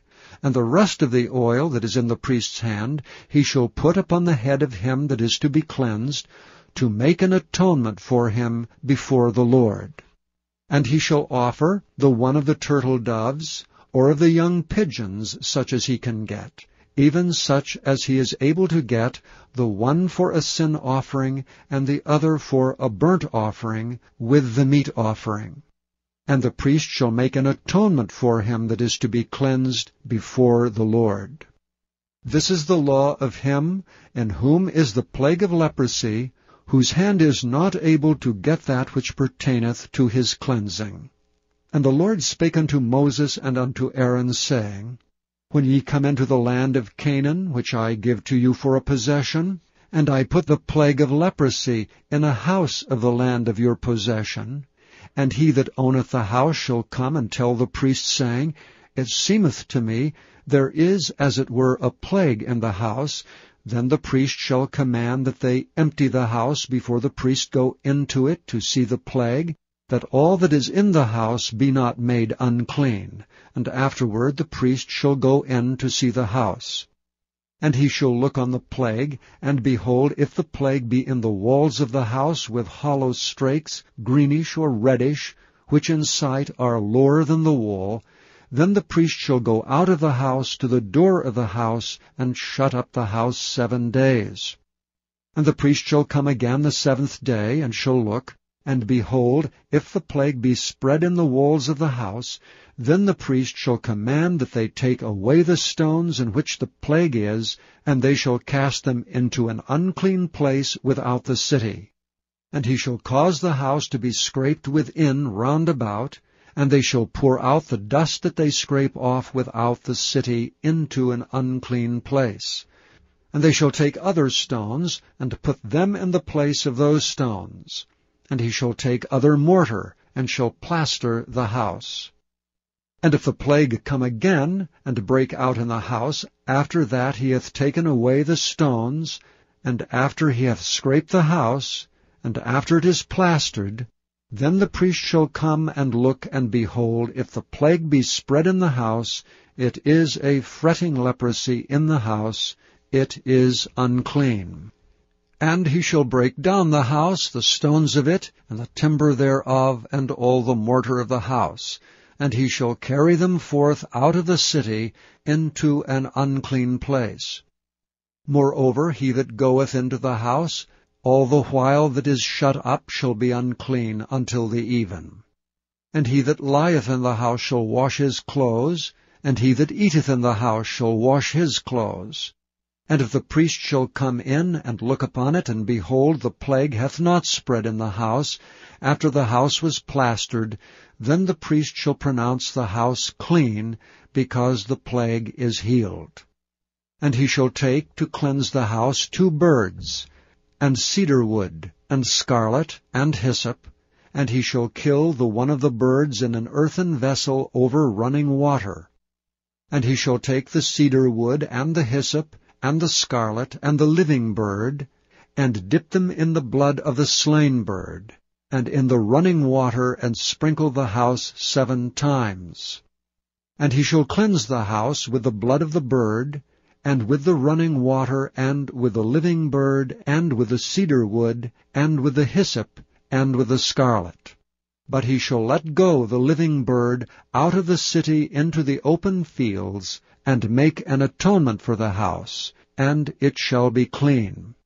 This is the law for all manner of plague of leprosy and scall, and for the leprosy of a garment, and of a house, and for a rising, and for a scab, and for a bright spot, to teach when it is unclean, and when it is clean. This is the law of leprosy. Chapter 15. And the Lord spake unto Moses and to Aaron, saying, Speak unto the children of Israel, and say unto them, When any man hath a running issue out of his flesh, because of his issue he is unclean. And this shall be his uncleanness in his issue, whether his flesh run with his issue, or his flesh be stopped from his issue, it is his uncleanness. Every bed whereon he lieth that hath the issue is unclean, and everything whereon he sitteth shall be unclean. And whosoever toucheth his bed shall wash his clothes, and bathe himself in water, and be unclean until the even. And he that sitteth on anything whereon he sat that hath the issue shall wash his clothes, and bathe himself in water, and be unclean until the even. And he that toucheth the flesh of him that hath the issue shall wash his clothes, and bathe himself in water, and be unclean until the even. And if he that hath the issue spit upon him that is clean, then he shall wash his clothes, and bathe himself in water, and be unclean until the even. And what saddle soever he rideth upon that hath the issue shall be unclean. And whosoever toucheth anything that was under him shall be unclean until the even. And he that beareth any of these things shall wash his clothes, and bathe himself in water, and be unclean until the even. And whomsoever he toucheth that hath the issue, and hath not rinsed his hands in water, he shall wash his clothes, and bathe himself in water, and be unclean until the even. And the vessel of earth that he touched, which hath the issue, shall be broken, and every vessel of wood shall be rinsed in water. And when he that hath an issue is cleansed of his issue, then he shall number to himself 7 days for his cleansing, and wash his clothes, and bathe his flesh in running water, and shall be clean. And on the 8th day he shall take to him 2 turtle doves, or 2 young pigeons, and come before the Lord unto the door of the tabernacle of the congregation, and give them unto the priest. And the priest shall offer them, the one for a sin offering, and the other for a burnt offering. And the priest shall make an atonement for him before the Lord for his issue. And if any man's seed of copulation go out from him, then he shall wash all his flesh in water, and be unclean until the even. And every garment, and every skin whereon is the seed of copulation shall be washed with water, and be unclean until the even. The woman also with whom man shall lie with seed of copulation, they shall both bathe themselves in water, and be unclean until the even. And if a woman have an issue, and her issue in her flesh be blood, she shall be put apart 7 days, and whosoever toucheth her shall be unclean until the even. And everything that she lieth upon in her separation shall be unclean. Everything also that she sitteth upon shall be unclean. And whosoever toucheth her bed shall wash his clothes, and bathe himself in water, and be unclean until the even. And whosoever toucheth anything that she sat upon shall wash his clothes, and bathe himself in water, and be unclean until the even. And if it be on her bed, or on anything whereon she sitteth, when he toucheth it, he shall be unclean until the even. And if any man lie with her at all, and her flowers be upon him, he shall be unclean 7 days, and all the bed whereon he lieth shall be unclean. And if a woman have an issue of her blood many days out of the time of her separation, or if it run beyond the time of her separation, all the days of the issue of her uncleanness shall be as the days of her separation, she shall be unclean. Every bed whereon she lieth all the days of her issue shall be unto her as the bed of her separation, and whatsoever she sitteth upon shall be unclean as the uncleanness of her separation. And whosoever toucheth those things shall be unclean, and shall wash his clothes, and bathe himself in water, and be unclean until the even. But if she be cleansed of her issue, then she shall number to herself 7 days, and after that she shall be clean. And on the 8th day she shall take unto her 2 turtles, or 2 young pigeons, and bring them unto the priest to the door of the tabernacle of the congregation. And the priest shall offer the one for a sin offering, and the other for a burnt offering. And the priest shall make an atonement for her before the Lord for the issue of her uncleanness. Thus shall ye separate the children of Israel from their uncleanness, that they die not in their uncleanness when they defile my tabernacle that is among them.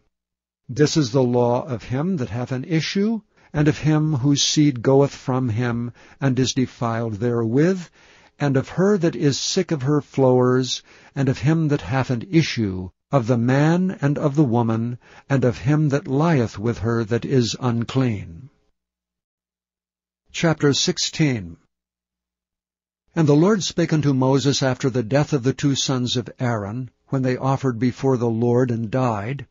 And the Lord said unto Moses, Speak unto Aaron thy brother, that he come not at all times into the holy place within the veil before the mercy seat, which is upon the ark, that he die not. For I will appear in the cloud upon the mercy seat. Thus shall Aaron come into the holy place, with a young bullock for a sin offering, and a ram for a burnt offering. He shall put on the holy linen coat, and he shall have the linen breeches upon his flesh, and shall be girded with a linen girdle, and with a linen mitre shall he be attired. These are holy garments, therefore shall he wash his flesh in water, and so put them on. And he shall take of the congregation of the children of Israel 2 kids of the goats for a sin offering, and 1 ram for a burnt offering. And Aaron shall offer his bullock of the sin offering, which is for himself, and make an atonement for himself and for his house. And he shall take the 2 goats, and present them before the Lord at the door of the tabernacle of the congregation. And Aaron shall cast lots upon the 2 goats, 1 lot for the Lord, and the other lot for the scapegoat. And Aaron shall bring the goat upon which the Lord's lot fell, and offer him for a sin offering. But the goat on which the lot fell to be the scapegoat shall be presented alive before the Lord, to make an atonement with him, and to let him go for a scapegoat into the wilderness.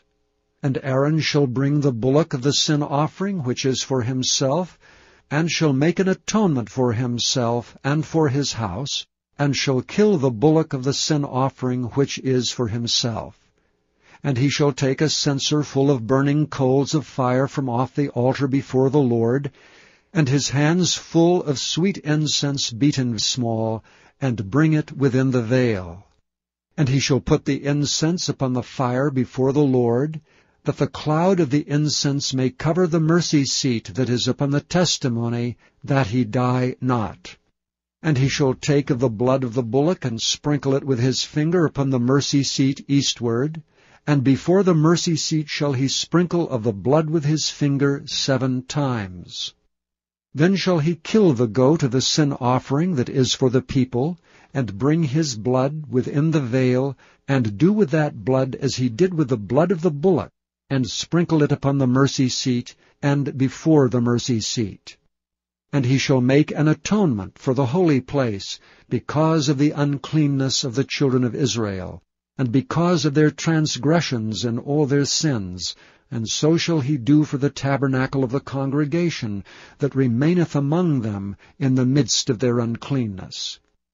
And there shall be no man in the tabernacle of the congregation when he goeth in to make an atonement in the holy place, until he come out and have made an atonement for himself, and for his household, and for all the congregation of Israel.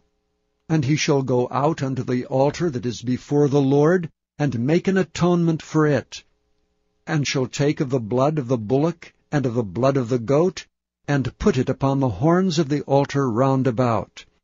And he shall sprinkle of the blood upon it with his finger 7 times, and cleanse it, and hallow it from the uncleanness of the children of Israel. And when he hath made an end of reconciling the holy place, and the tabernacle of the congregation, and the altar, he shall bring the live goat.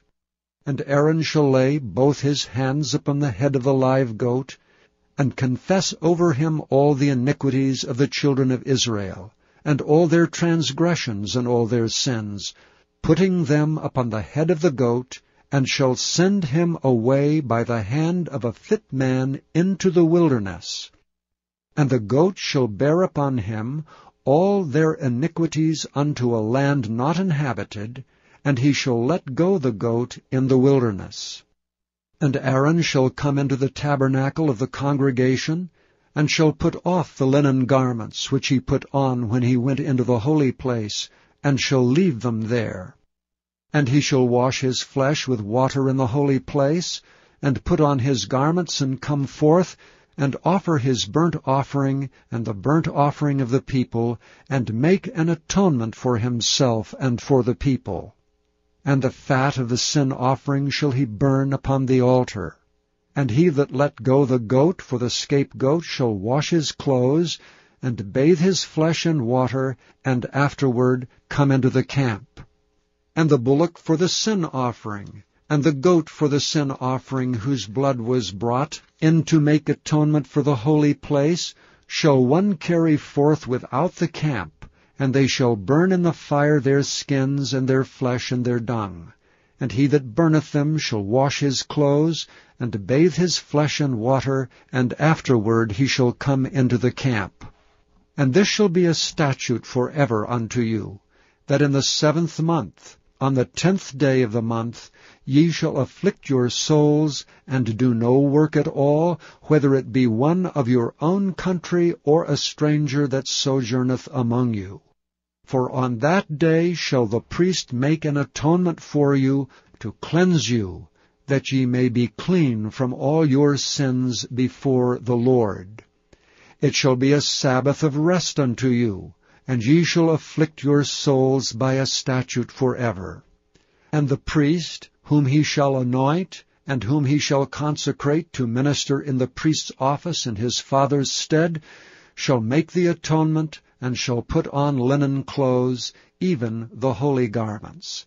And he shall make an atonement for the holy sanctuary, and he shall make an atonement for the tabernacle of the congregation, and for the altar, and he shall make an atonement for the priests, and for all the people of the congregation.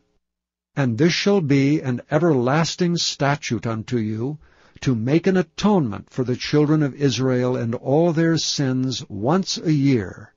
And he did as the Lord commanded Moses. Chapter 17.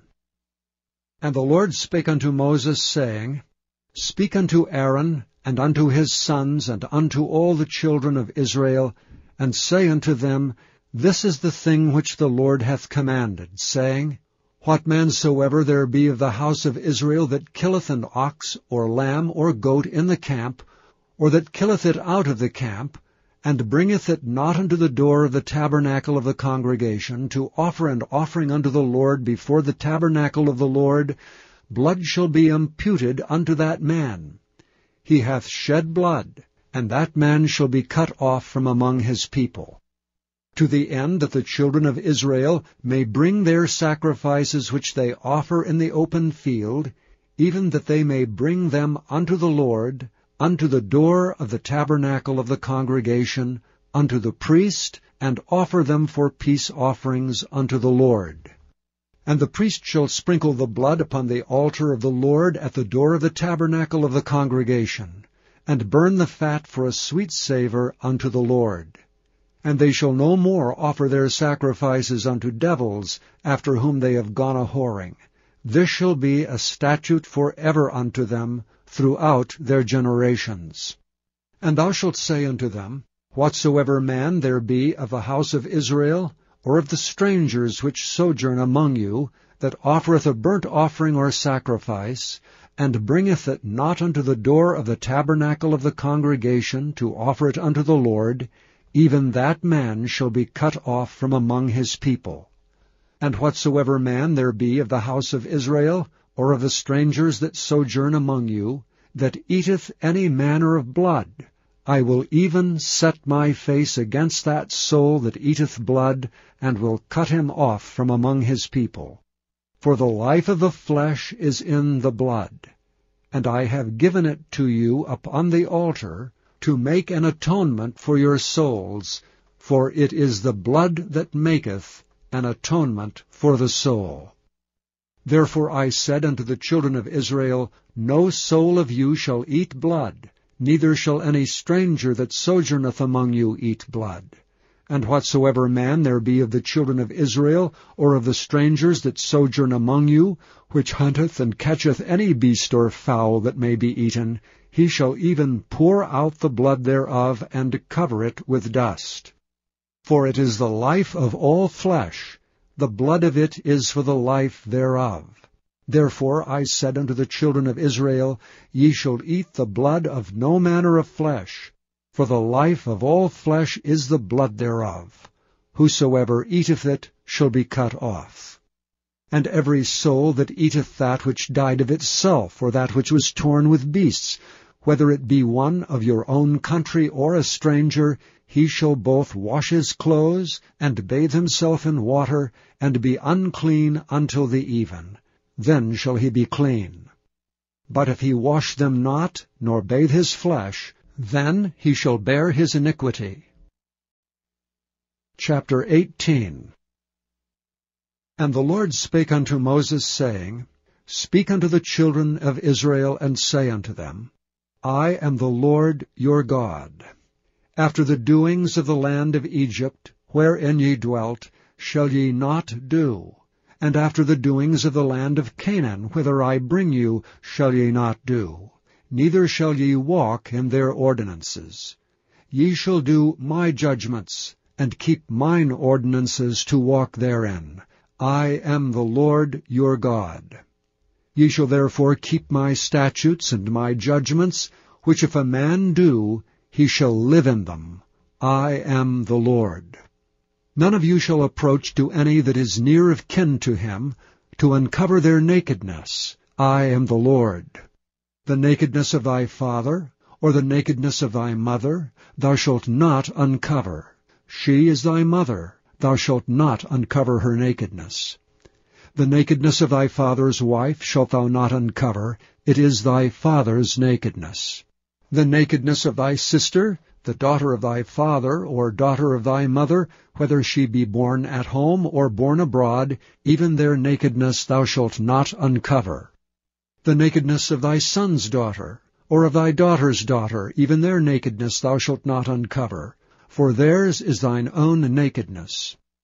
The nakedness of thy father's wife's daughter, begotten of thy father, she is thy sister, thou shalt not uncover her nakedness. Thou shalt not uncover the nakedness of thy father's sister. She is thy father's near kinswoman. Thou shalt not uncover the nakedness of thy mother's sister, for she is thy mother's near kinswoman. Thou shalt not uncover the nakedness of thy father's brother. Thou shalt not approach to his wife. She is thine aunt. Thou shalt not uncover the nakedness of thy daughter-in-law. She is thy son's wife. Thou shalt not uncover her nakedness. Thou shalt not uncover the nakedness of thy brother's wife. It is thy brother's nakedness. Thou shalt not uncover the nakedness of a woman and her daughter. Neither shalt thou take her son's daughter or her daughter's daughter to uncover her nakedness, for they are her near kinswomen. It is wickedness. Neither shalt thou take a wife to her sister to vex her, to uncover her nakedness beside the other in her lifetime. Also thou shalt not approach unto a woman to uncover her nakedness, as long as she is put apart for her uncleanness. Moreover, thou shalt not lie carnally with thy neighbor's wife, to defile thyself with her. And thou shalt not let any of thy seed pass through the fire to Molech, neither shalt thou profane the name of thy God. I am the Lord. As with womankind, it is abomination. Neither shalt thou lie with any beast to defile thyself therewith, neither shall any woman stand before a beast to lie down thereto. It is confusion. Defile not ye yourselves in any of these things, for in all these the nations are defiled which I cast out before you, and the land is defiled. Therefore I do visit the iniquity thereof upon it, and the land itself vomiteth out her inhabitants. Ye shall therefore keep my statutes and my judgments, and shall not commit any of these abominations, neither any of your own nation, nor any stranger that sojourneth among you.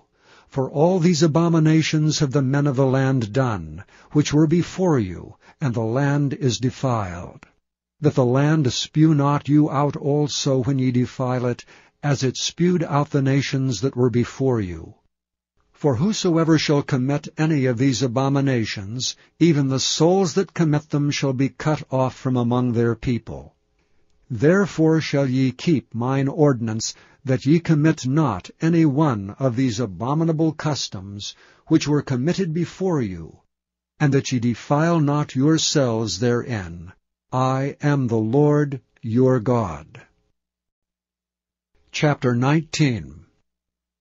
And the Lord spake unto Moses, saying, Speak unto all the congregation of the children of Israel, and say unto them, Ye shall be holy, for I, the Lord your God, am holy. Ye shall fear every man his mother and his father, and keep my Sabbaths. I am the Lord your God. Turn ye not unto idols, nor make to yourselves molten gods. I am the Lord your God. And if ye offer a sacrifice of peace offerings unto the Lord, ye shall offer it at your own will. It shall be eaten the same day ye offer it, and on the morrow, if aught remain until the third day, it shall be burnt in the fire. And if it be eaten at all on the third day, it is abominable. It shall not be accepted. Therefore every one that eateth it shall bear his iniquity, because he hath profaned the hallowed thing of the Lord, and that soul shall be cut off from among his people. And when ye reap the harvest of your land, thou shalt not wholly reap the corners of thy field, neither shalt thou gather the gleanings of thy harvest. And thou shalt not glean thy vineyard, neither shalt thou gather every grape of thy vineyard. Thou shalt leave them for the poor and stranger. I am the Lord your God. Ye shall not steal, neither deal falsely, neither lie one to another. And ye shall not swear by my name falsely, neither shalt thou profane the name of thy God. I am the Lord. Thou shalt not defraud thy neighbor, neither rob him. The wages of him that is hired shall not abide with thee all night until the morning. Thou shalt not curse the deaf, nor put a stumbling block before the blind, but shalt fear the Lord thy God. I am the Lord. Ye shall do no unrighteousness in judgment. Thou shalt not respect the person of the poor, nor honor the person of the mighty, but in righteousness shalt thou judge thy neighbor. Thou shalt not go up and down as a talebearer among thy people, neither shalt thou stand against the blood of thy neighbor. I am the Lord. Thou shalt not hate thy brother in thine heart. Thou shalt in any wise rebuke thy neighbor, and not suffer sin upon him. Thou shalt not avenge nor bear any grudge against the children of thy people, but thou shalt love thy neighbor as thyself. I am the Lord. Ye shall keep my statutes. Thou shalt not let thy cattle gender with a diverse kind. Thou shalt not sow thy field with mingled seed. Neither shall a garment mingled of linen and woolen come upon thee. And whosoever lieth carnally with a woman, that is a bondmaid betrothed to an husband, and not at all redeemed, nor freedom given her, she shall be scourged. They shall not be put to death, because she was not free. And he shall bring his trespass offering unto the Lord, unto the door of the tabernacle of the congregation, even a ram for a trespass offering. And the priest shall make an atonement for him with the ram of the trespass offering before the Lord for his sin which he hath done, and the sin which he hath done shall be forgiven him. And when ye shall come into the land, and shall have planted all manner of trees for food, then ye shall count the fruit thereof as uncircumcised. 3 years shall it be as uncircumcised unto you. It shall not be eaten of. But in the 4th year all the fruit thereof shall be holy to praise the Lord withal. And in the 5th year shall ye eat of the fruit thereof, that it may yield unto you the increase thereof. I am the Lord your God. Ye shall not eat anything with blood, neither shall ye use enchantment, nor observe times. Ye shall not round the corners of your heads, neither shalt thou mar the corners of thy beard. Ye shall not make any cuttings in your flesh for the dead, nor print any marks upon you. I am the Lord. Do not prostitute thy daughter to cause her to be a whore, lest the land fall to whoredom, and the land become full of wickedness. Ye shall keep my Sabbaths, and reverence my sanctuary. I am the Lord. Regard not them that have familiar spirits, neither seek after wizards to be defiled by them. I am the Lord your God. Thou shalt rise up before the hoary head, and honor the face of the old man, and fear thy God. I am the Lord.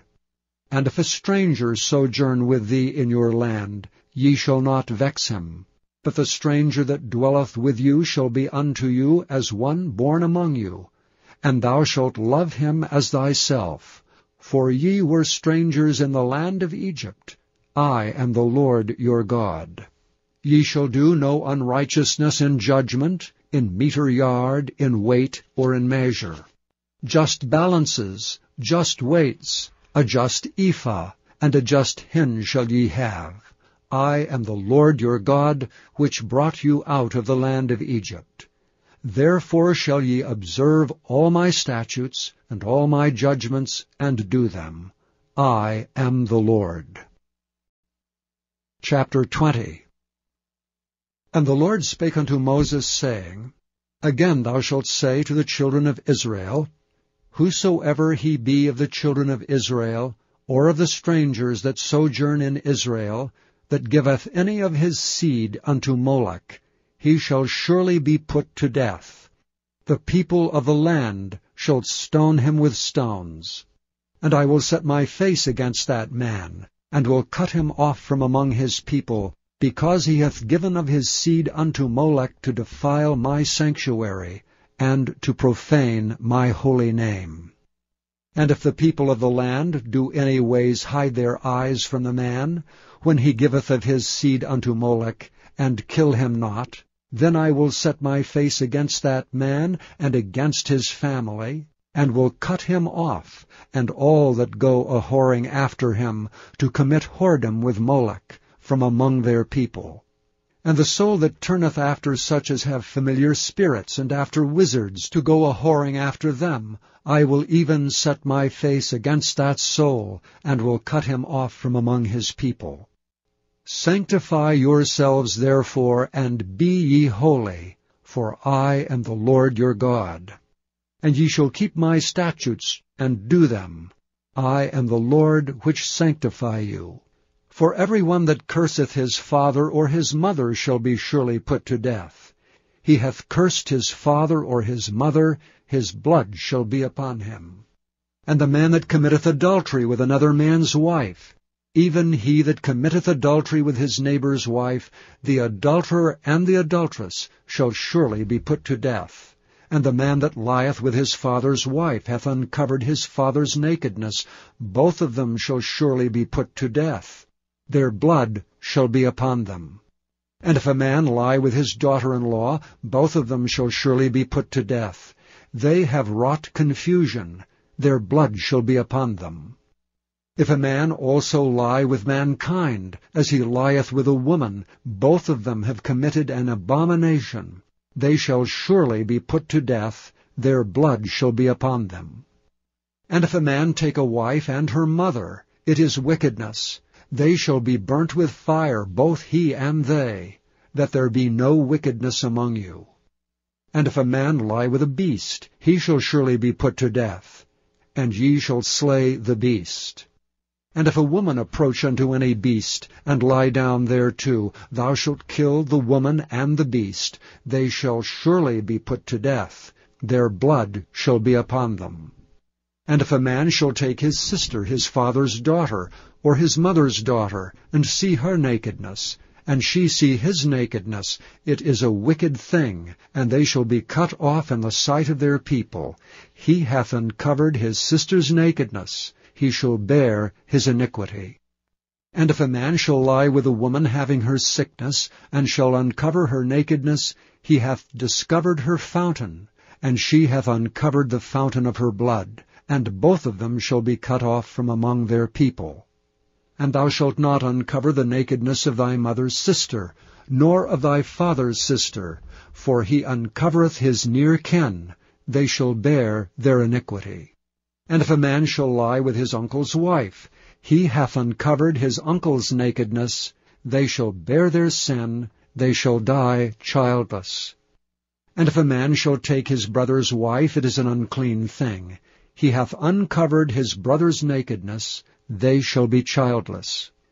Ye shall therefore keep all my statutes and all my judgments, and do them, that the land whither I bring you to dwell therein spew you not out. And ye shall not walk in the manners of the nation which I cast out before you, for they committed all these things, and therefore I abhorred them.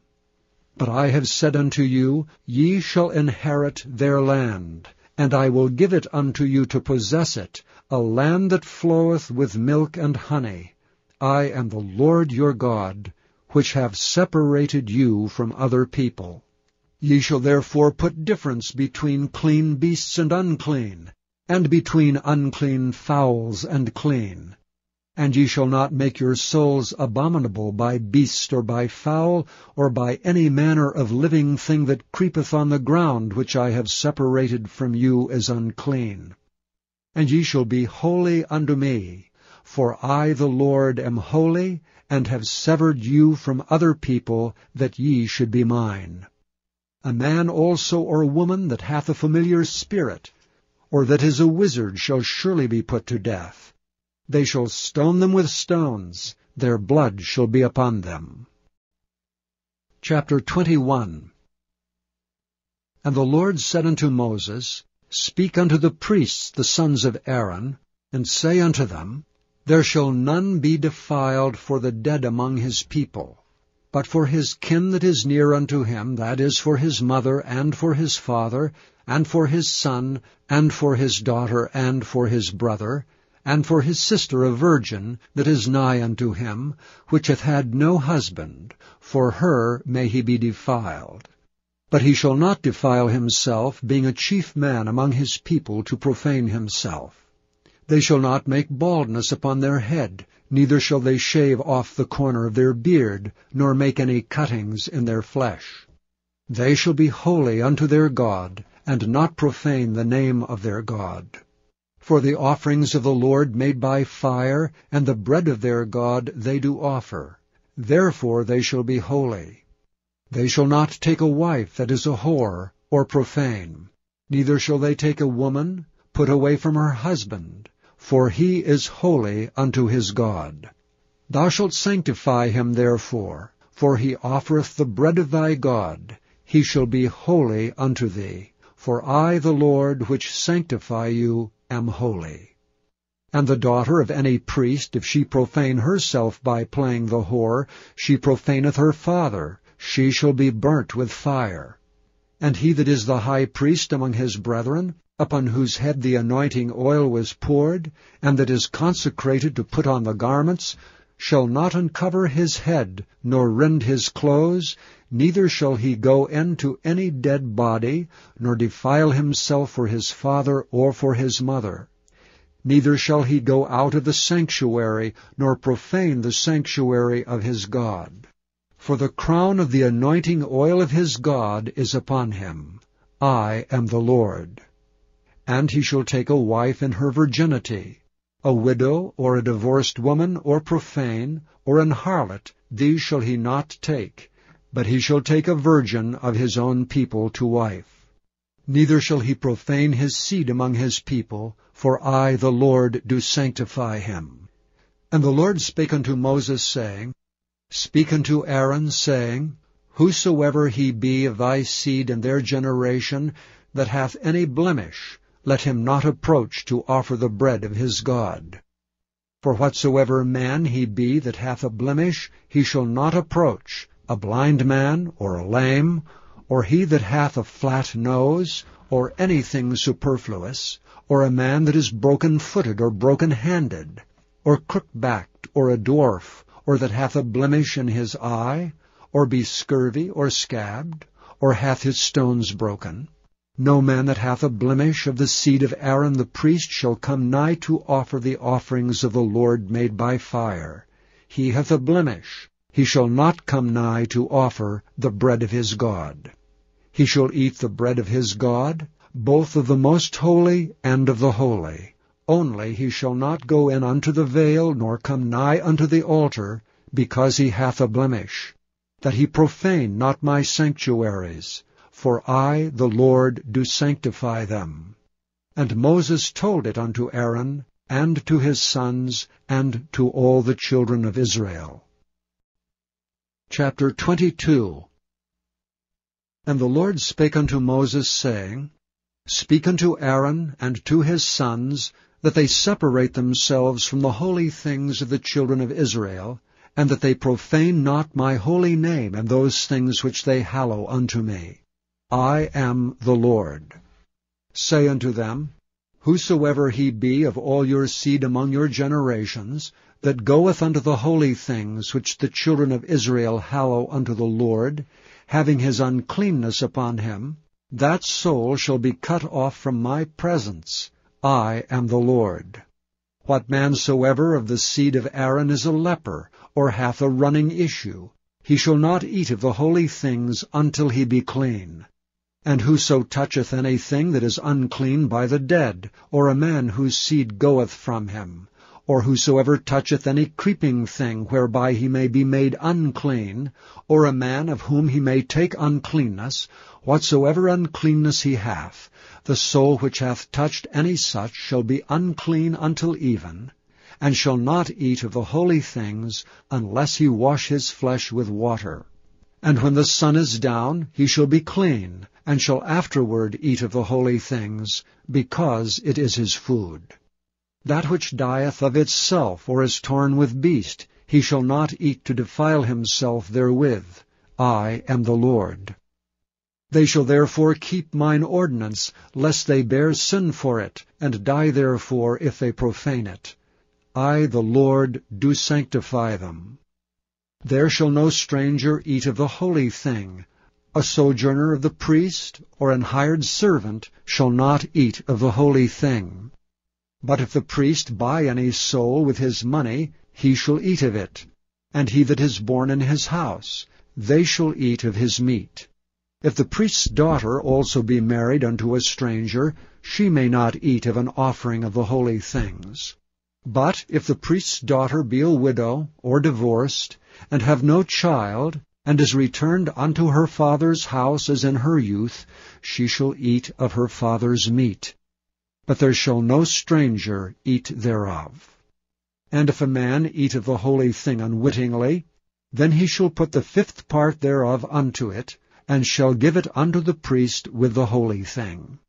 And they shall not profane the holy things of the children of Israel, which they offer unto the Lord, or suffer them to bear the iniquity of trespass when they eat their holy things, for I, the Lord, do sanctify them.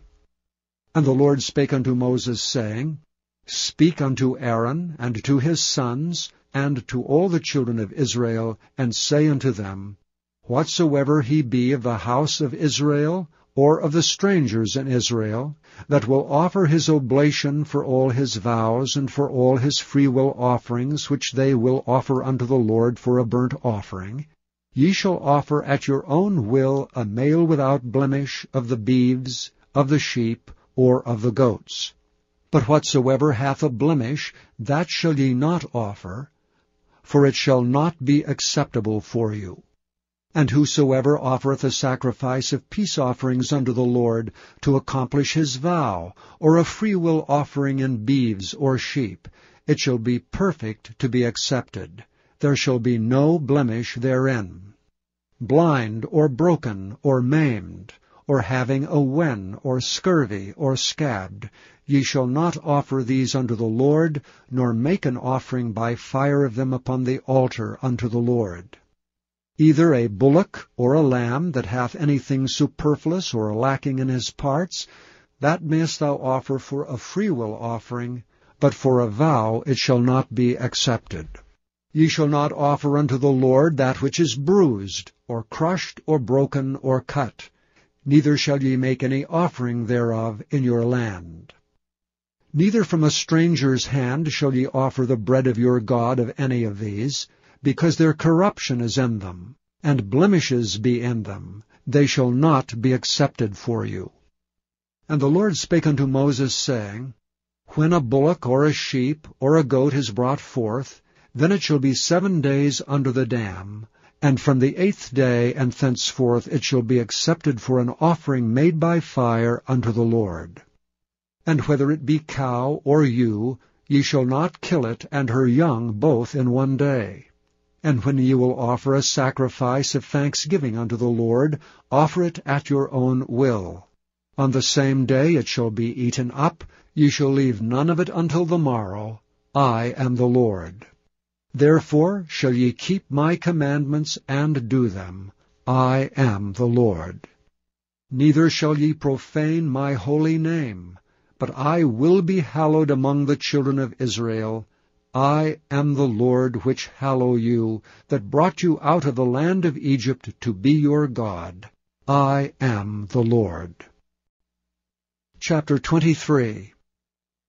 And the Lord spake unto Moses, saying, Speak unto the children of Israel, and say unto them, Concerning the feasts of the Lord, which ye shall proclaim to be holy convocations, even these are my feasts. 6 days shall work be done, but the 7th day is the Sabbath of rest, and holy convocation. Ye shall do no work therein. It is the Sabbath of the Lord in all your dwellings. These are the feasts of the Lord, even holy convocations, which ye shall proclaim in their seasons. In the 14th day of the 1st month at even is the Lord's Passover. And on the 15th day of the same month is the feast of unleavened bread unto the Lord. 7 days ye must eat unleavened bread. In the 1st day ye shall have an holy convocation. Ye shall do no servile work therein. But ye shall offer an offering made by fire unto the Lord 7 days. In the 7th day is an holy convocation. Ye shall do no servile work therein. And the Lord spake unto Moses, saying, Speak unto the children of Israel, and say unto them, When ye be come into the land which I give unto you, and shall reap the harvest thereof, then ye shall bring a sheaf of the firstfruits of your harvest unto the priest. And he shall wave the sheaf before the Lord, to be accepted for you. On the morrow after the Sabbath the priest shall wave it. And ye shall offer that day, when ye wave the sheaf, an he lamb without blemish of the first year for a burnt offering unto the Lord. And the meat offering thereof shall be 2/10 deals of fine flour mingled with oil, and offering made by fire unto the Lord for a sweet savour. And the drink offering thereof shall be of wine, the 4th part of an hin. And ye shall eat neither bread, nor parched corn, nor green ears, until the selfsame day that ye have brought an offering unto your God. It shall be a statute forever throughout your generations in all your dwellings. And ye shall count unto you from the morrow after the Sabbath, from the day that ye brought the sheaf of the wave offering, 7 Sabbaths shall be complete. Even unto the morrow after the 7th Sabbath shall ye number 50 days, and ye shall offer a new meat offering unto the Lord. Ye shall bring out of your habitations 2 wave loaves of 2/10 deals. They shall be of fine flour. They shall be baken with leaven. They are the firstfruits unto the Lord. And ye shall offer with the bread 7 lambs without blemish of the first year, and 1 young bullock, and 2 rams. They shall be for a burnt offering unto the Lord, with their meat offering and their drink offerings, even an offering made by fire of sweet savour unto the Lord. Then ye shall sacrifice 1 kid of the goats for a sin offering, and 2 lambs of the first year for a sacrifice of peace offerings. And the priest shall wave them with the bread of the firstfruits for a wave offering before the Lord, with the 2 lambs. They shall be holy to the Lord for the priest. And ye shall proclaim on the selfsame day, that it may be an holy convocation unto you. Ye shall do no servile work therein. It shall be a statute forever in all your dwellings throughout your generations. And when ye reap the harvest of your land, thou shalt not make clean riddance of the corners of thy field when thou reapest, neither shalt thou gather any gleaning of thy harvest. Thou shalt leave them unto the poor and to the stranger. I am the Lord your God. And the Lord spake unto Moses, saying, Speak unto the children of Israel, saying, In the 7th month, in the 1st day of the month, shall ye have a Sabbath, a memorial of blowing of trumpets, and holy convocation.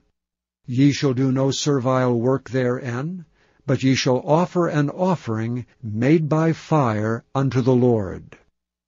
And the Lord spake unto Moses, saying, Also on the 10th day of this 7th month there shall be a day of atonement. It shall be an holy convocation unto you, and ye shall afflict your souls, and offer an offering made by fire unto the Lord.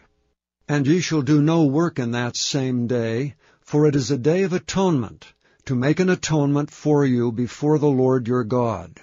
For whatsoever soul it be that shall not be afflicted in that same day, he shall be cut off from among his people. And whatsoever soul it be that doeth any work in that same day, the same soul will I destroy from among his people. Ye shall do no manner of work. It shall be a statute forever throughout your generations in all your dwellings. It shall be unto you a Sabbath of rest, and ye shall afflict your souls. In the 9th day of the month at even, from even unto even, shall ye celebrate your Sabbath. And the Lord spake unto Moses, saying, Speak unto the children of Israel, saying, The 15th day of this 7th month shall be the Feast of Tabernacles for 7 days unto the Lord. On the 1st day shall be an holy convocation. Ye shall do no servile work therein. 7 days ye shall offer an offering made by fire unto the Lord. On the 8th day shall be an holy convocation unto you. And ye shall offer an offering made by fire unto the Lord. It is a solemn assembly, and ye shall do no servile work therein. These are the feasts of the Lord, which ye shall proclaim to be holy convocations, to offer an offering made by fire unto the Lord, a burnt offering and a meat offering, a sacrifice and drink offerings, everything upon his day, beside the Sabbaths of the Lord, and beside your gifts, and beside all your vows, and beside all your freewill offerings, which ye give unto the Lord. Also in the 15th day of the 7th month, when ye have gathered in the fruit of the land, ye shall keep a feast unto the Lord 7 days. On the 1st day shall be a Sabbath, and on the 8th day shall be a Sabbath. And ye shall take you on the 1st day the boughs of goodly trees, branches of palm trees, and the boughs of thick trees, and willows of the brook, and ye shall rejoice before the Lord your God 7 days. And ye shall keep it a feast unto the Lord 7 days in the year. It shall be a statute forever in your generations. Ye shall celebrate it in the 7th month. Ye shall dwell in booths 7 days. All that are Israelites born shall dwell in booths, that your generations may know that I made the children of Israel to dwell in booths when I brought them out of the land of Egypt. I am the Lord your God. And Moses declared unto the children of Israel the feasts of the Lord. Chapter 24. And the Lord spake unto Moses, saying, Command the children of Israel that they bring unto thee pure oil olive beaten for the light, to cause the lamps to burn continually. Without the veil of the testimony, in the tabernacle of the congregation, shall Aaron order it from the evening unto the morning before the Lord continually. It shall be a statute forever in your generations. He shall order the lamps upon the pure candlestick before the Lord continually. And thou shalt take fine flour, and bake 12 cakes thereof. 2/10 deals shall be in 1 cake. And thou shalt set them in 2 rows, 6 on a row, upon the pure table before the Lord. And thou shalt put pure frankincense upon each row, that it may be on the bread for a memorial, even an offering made by fire unto the Lord. Every Sabbath he shall set it in order before the Lord continually, being taken from the children of Israel by an everlasting covenant. And it shall be Aaron's and his sons, and they shall eat it in the holy place. For it is most holy unto him of the offerings of the Lord made by fire by a perpetual statute. And the son of an Israelitish woman, whose father was an Egyptian, went out among the children of Israel, and this son of the Israelitish woman and a man of Israel strove together in the camp. And the Israelitish woman's son blasphemed the name of the Lord and cursed. And they brought him unto Moses, and his mother's name was Shelomith, the daughter of Dibri, of the tribe of Dan. And they put him in ward, that the mind of the Lord might be showed them. And the Lord spake unto Moses, saying, Bring forth him that hath cursed without the camp, and let all that heard him lay their hands upon his head, and let all the congregation stone him. And thou shalt speak unto the children of Israel, saying, Whosoever curseth his God shall bear his sin.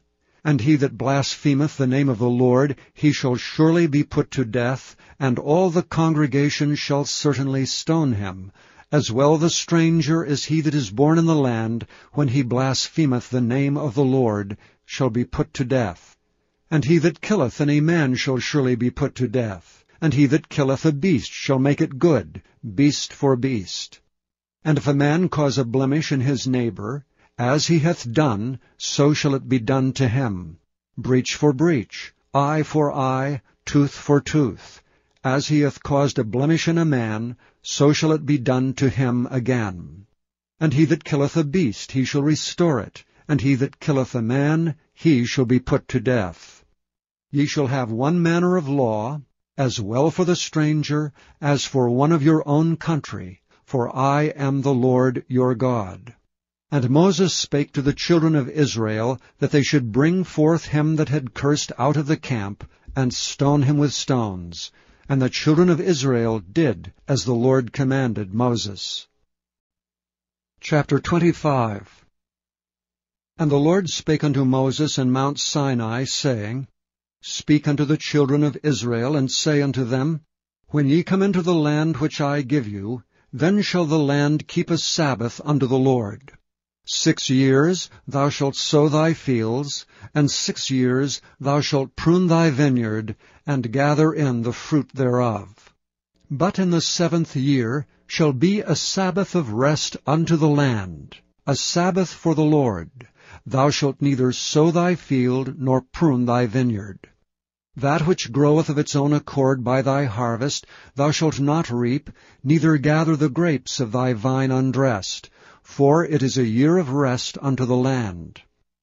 And the Sabbath of the land shall be meat for you, for thee, and for thy servant, and for thy maid, and for thy hired servant, and for thy stranger that sojourneth with thee, and for thy cattle, and for the beasts that are in thy land, shall all the increase thereof be meat. And thou shalt number 7 Sabbaths of years unto thee, 7 times 7 years. And the space of the 7 Sabbaths of years shall be unto thee 49 years. Then shalt thou cause the trumpet of the Jubilee to sound on the 10th day of the 7th month. In the day of atonement shall ye make the trumpet sound throughout all your land. And ye shall hallow the 50th year, and proclaim liberty throughout all the land unto all the inhabitants thereof. It shall be a jubilee unto you, and ye shall return every man unto his possession, and ye shall return every man unto his family. A jubilee shall that 50th year be unto you. Ye shall not sow, neither reap that which groweth of itself in it, nor gather the grapes in it of thy vine undressed. For it is the jubilee. It shall be holy unto you. Ye shall eat the increase thereof out of the field. In the year of this jubilee ye shall return every man unto his possession. And if thou sell aught unto thy neighbor, or buyest aught of thy neighbor's hand, ye shall not oppress one another. According to the number of years after the jubilee thou shalt buy of thy neighbor, and according unto the number of years of the fruits he shall sell unto thee. According to the multitude of years thou shalt increase the price thereof, and according to the fewness of the years thou shalt diminish the price of it. For according to the number of the years of the fruits doth he sell unto thee. Ye shall not therefore oppress one another, but thou shalt fear thy God, for I am the Lord your God. Wherefore ye shall do my statutes, and keep my judgments, and do them. And ye shall dwell in the land in safety. And the land shall yield her fruit, and ye shall eat your fill, and dwell therein in safety. And if ye shall say, What shall we eat the 7th year? Behold, we shall not sow, nor gather in our increase. Then I will command my blessing upon you in the 6th year, and it shall bring forth fruit for 3 years. And ye shall sow the 8th year, and eat yet of the old fruit until the 9th year. Until her fruits come in ye shall eat of the old store. The land shall not be sold forever, for the land is mine. For ye are strangers and sojourners with me. And in all the land of your possession ye shall grant a redemption for the land. If thy brother be waxen poor, and hath sold away some of his possession, and if any of his kin come to redeem it, then shall he redeem that which his brother sold. And if the man have none to redeem it, and himself be able to redeem it, then let him count the years of the sale thereof, and restore the overplus unto the man to whom he sold it, that he may return unto his possession. But if he be not able to restore it to him, then that which is sold shall remain in the hand of him that hath bought it until the year of Jubilee, and in the Jubilee it shall go out, and he shall return unto his possession. And if a man sell a dwelling house in a walled city, then he may redeem it within a whole year after it is sold. Within a full year may he redeem it. And if it be not redeemed within the space of a full year, then the house that is in the walled city shall be established forever to him that bought it throughout his generations. It shall not go out in the Jubilee. But the houses of the villages which have no wall round about them shall be counted as the fields of the country. They may be redeemed, and they shall go out in the Jubilee. Notwithstanding the cities of the Levites, and the houses of the cities of their possession, may the Levites redeem at any time. And if a man purchase of the Levites, then the house that was sold, and the city of his possession, shall go out in the year of Jubilee. For the houses of the cities of the Levites are their possession among the children of Israel.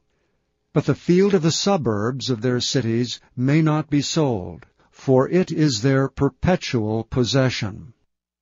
And if thy brother be waxen poor, and fallen in decay with thee, then thou shalt relieve him, yea, though he be a stranger or a sojourner, that he may live with thee. Take thou no usury of him, or increase, but fear thy God, that thy brother may live with thee. Thou shalt not give him thy money upon usury, nor lend him thy victuals for increase. I am the Lord your God, which brought you forth out of the land of Egypt, to give you the land of Canaan, and to be your God. And if thy brother that dwelleth by thee be waxen poor, and be sold unto thee, thou shalt not compel him to serve as a bondservant, but as an hired servant, and as a sojourner, he shall be with thee, and shall serve thee unto the year of Jubilee. And then shall he depart from thee, both he and his children with him, and shall return unto his own family, and unto the possession of his fathers shall he return. For they are my servants which I brought forth out of the land of Egypt. They shall not be sold as bondmen. Thou shalt not rule over him with rigor, but shalt fear thy God. Both thy bondmen and thy bondmaids which thou shalt have shall be of the heathen that are round about you. Of them shall ye buy bondmen and bondmaids. Moreover, of the children of the strangers that do sojourn among you, of them shall ye buy, and of their families that are with you, which they begat in your land, and they shall be your possession. And ye shall take them as an inheritance for your children after you, to inherit them for a possession. They shall be your bondmen forever. But over your brethren, the children of Israel, ye shall not rule one over another with rigor. And if a sojourner or stranger wax rich by thee, and thy brother that dwelleth by him wax poor, and sell himself unto the stranger or sojourner by thee, or to the stock of the stranger's family, after that he is sold he may be redeemed again. One of his brethren may redeem him. Either his uncle or his uncle's son may redeem him, or any that is nigh of kin unto him of his family may redeem him. Or, if he be able, he may redeem himself. And he shall reckon with him that bought him from the year that he was sold to him unto the year of Jubilee. And the price of his sale shall be according unto the number of years, according to the time of an hired servant shall it be with him.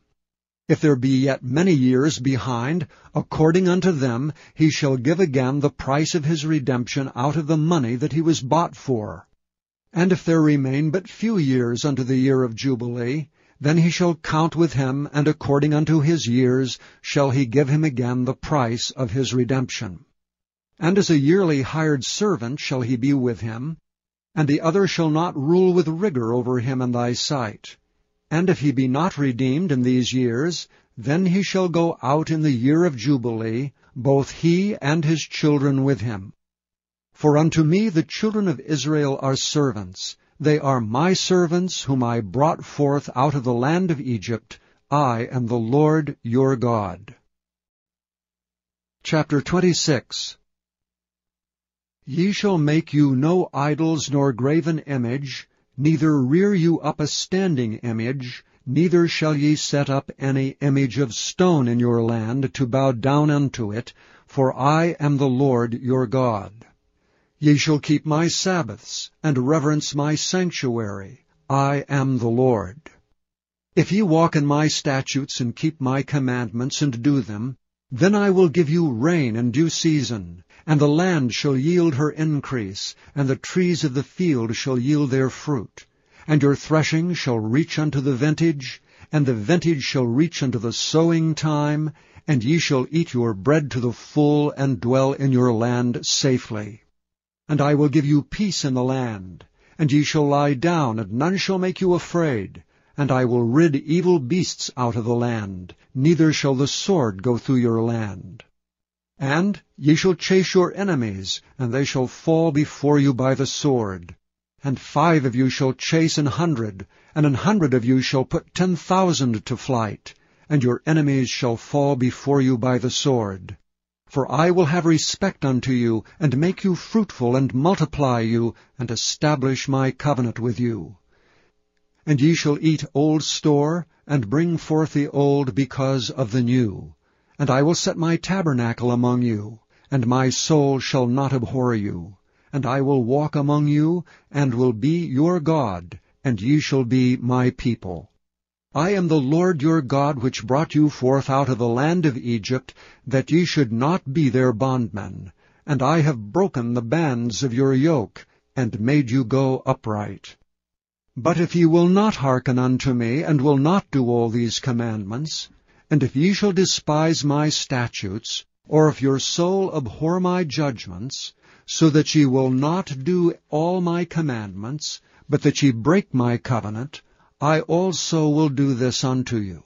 I will even appoint over you terror, consumption, and the burning ague, that shall consume the eyes and cause sorrow of heart.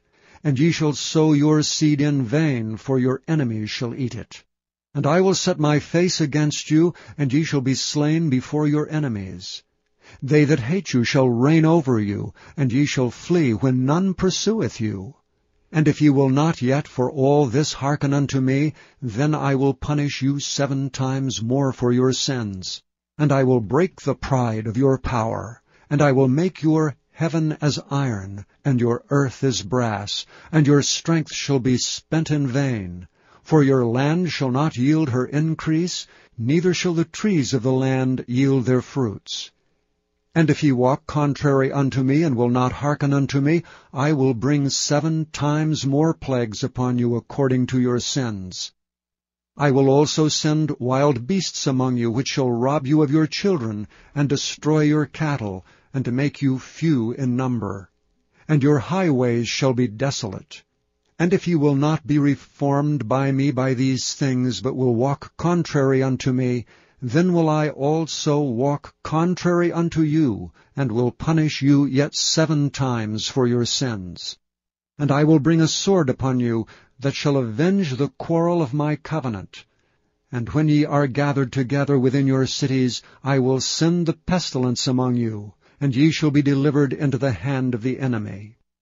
And when I have broken the staff of your bread, 10 women shall bake your bread in one oven, and they shall deliver you your bread again by weight, and ye shall eat and not be satisfied. And if ye will not for all this hearken unto me, but walk contrary unto me, then I will walk contrary unto you also in fury. And I, even I, will chastise you 7 times for your sins. And ye shall eat the flesh of your sons, and the flesh of your daughters shall ye eat, and I will destroy your high places, and cut down your images, and cast your carcasses upon the carcasses of your idols, and my soul shall abhor you. And I will make your cities waste, and bring your sanctuaries unto desolation, and I will not smell the savour of your sweet odours. And I will bring the land unto desolation, and your enemies which dwell therein shall be astonished at it. And I will scatter you among the heathen, and will draw out a sword after you, and your land shall be desolate, and your cities waste.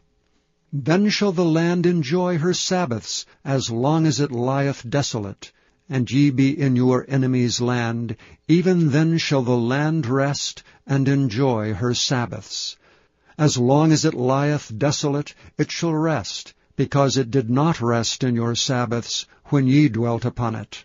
And upon them that are left alive of you, I will send a faintness into their hearts in the lands of their enemies, and the sound of a shaken leaf shall chase them, and they shall flee as fleeing from a sword, and they shall fall when none pursueth.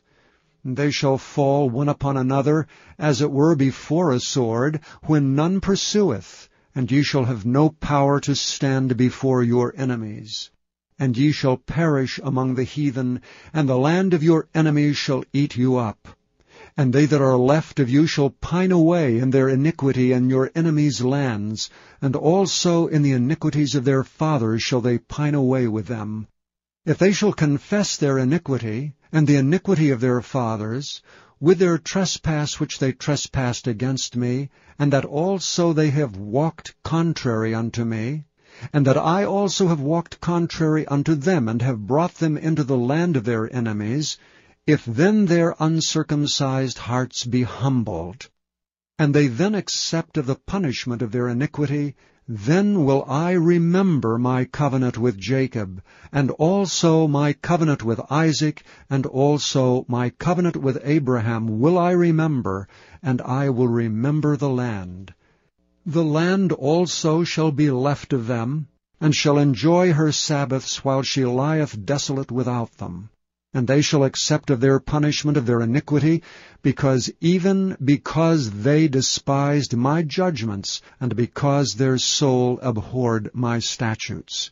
And yet for all that, when they be in the land of their enemies, I will not cast them away, neither will I abhor them, to destroy them utterly, and to break my covenant with them. For I am the Lord their God.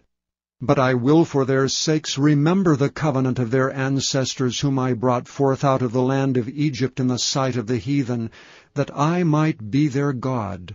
I am the Lord.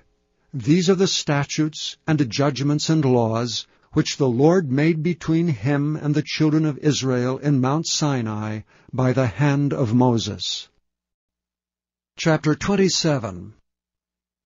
And the Lord spake unto Moses, saying, Speak unto the children of Israel, and say unto them, When a man shall make a singular vow, the person shall be for the Lord by thy estimation. And thy estimation shall be of the male from 20 years old, even unto 60 years old. Even thy estimation shall be 50 shekels of silver, after the shekel of the sanctuary.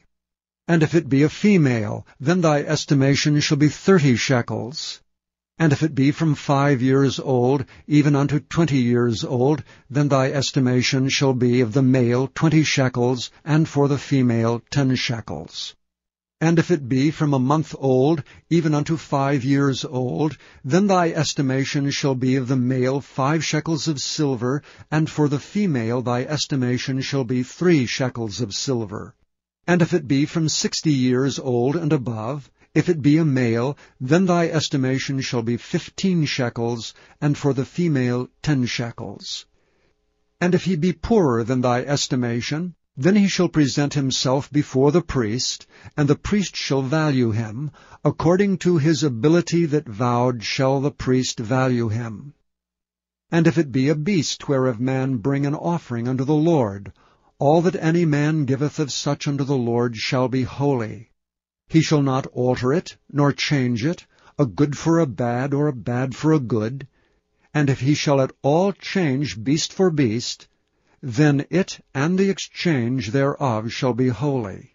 And if it be any unclean beast, of which they do not offer a sacrifice unto the Lord, then he shall present the beast before the priest, and the priest shall value it, whether it be good or bad.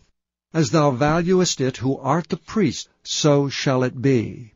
But if he will at all redeem it, then he shall add a 5th part thereof unto thy estimation.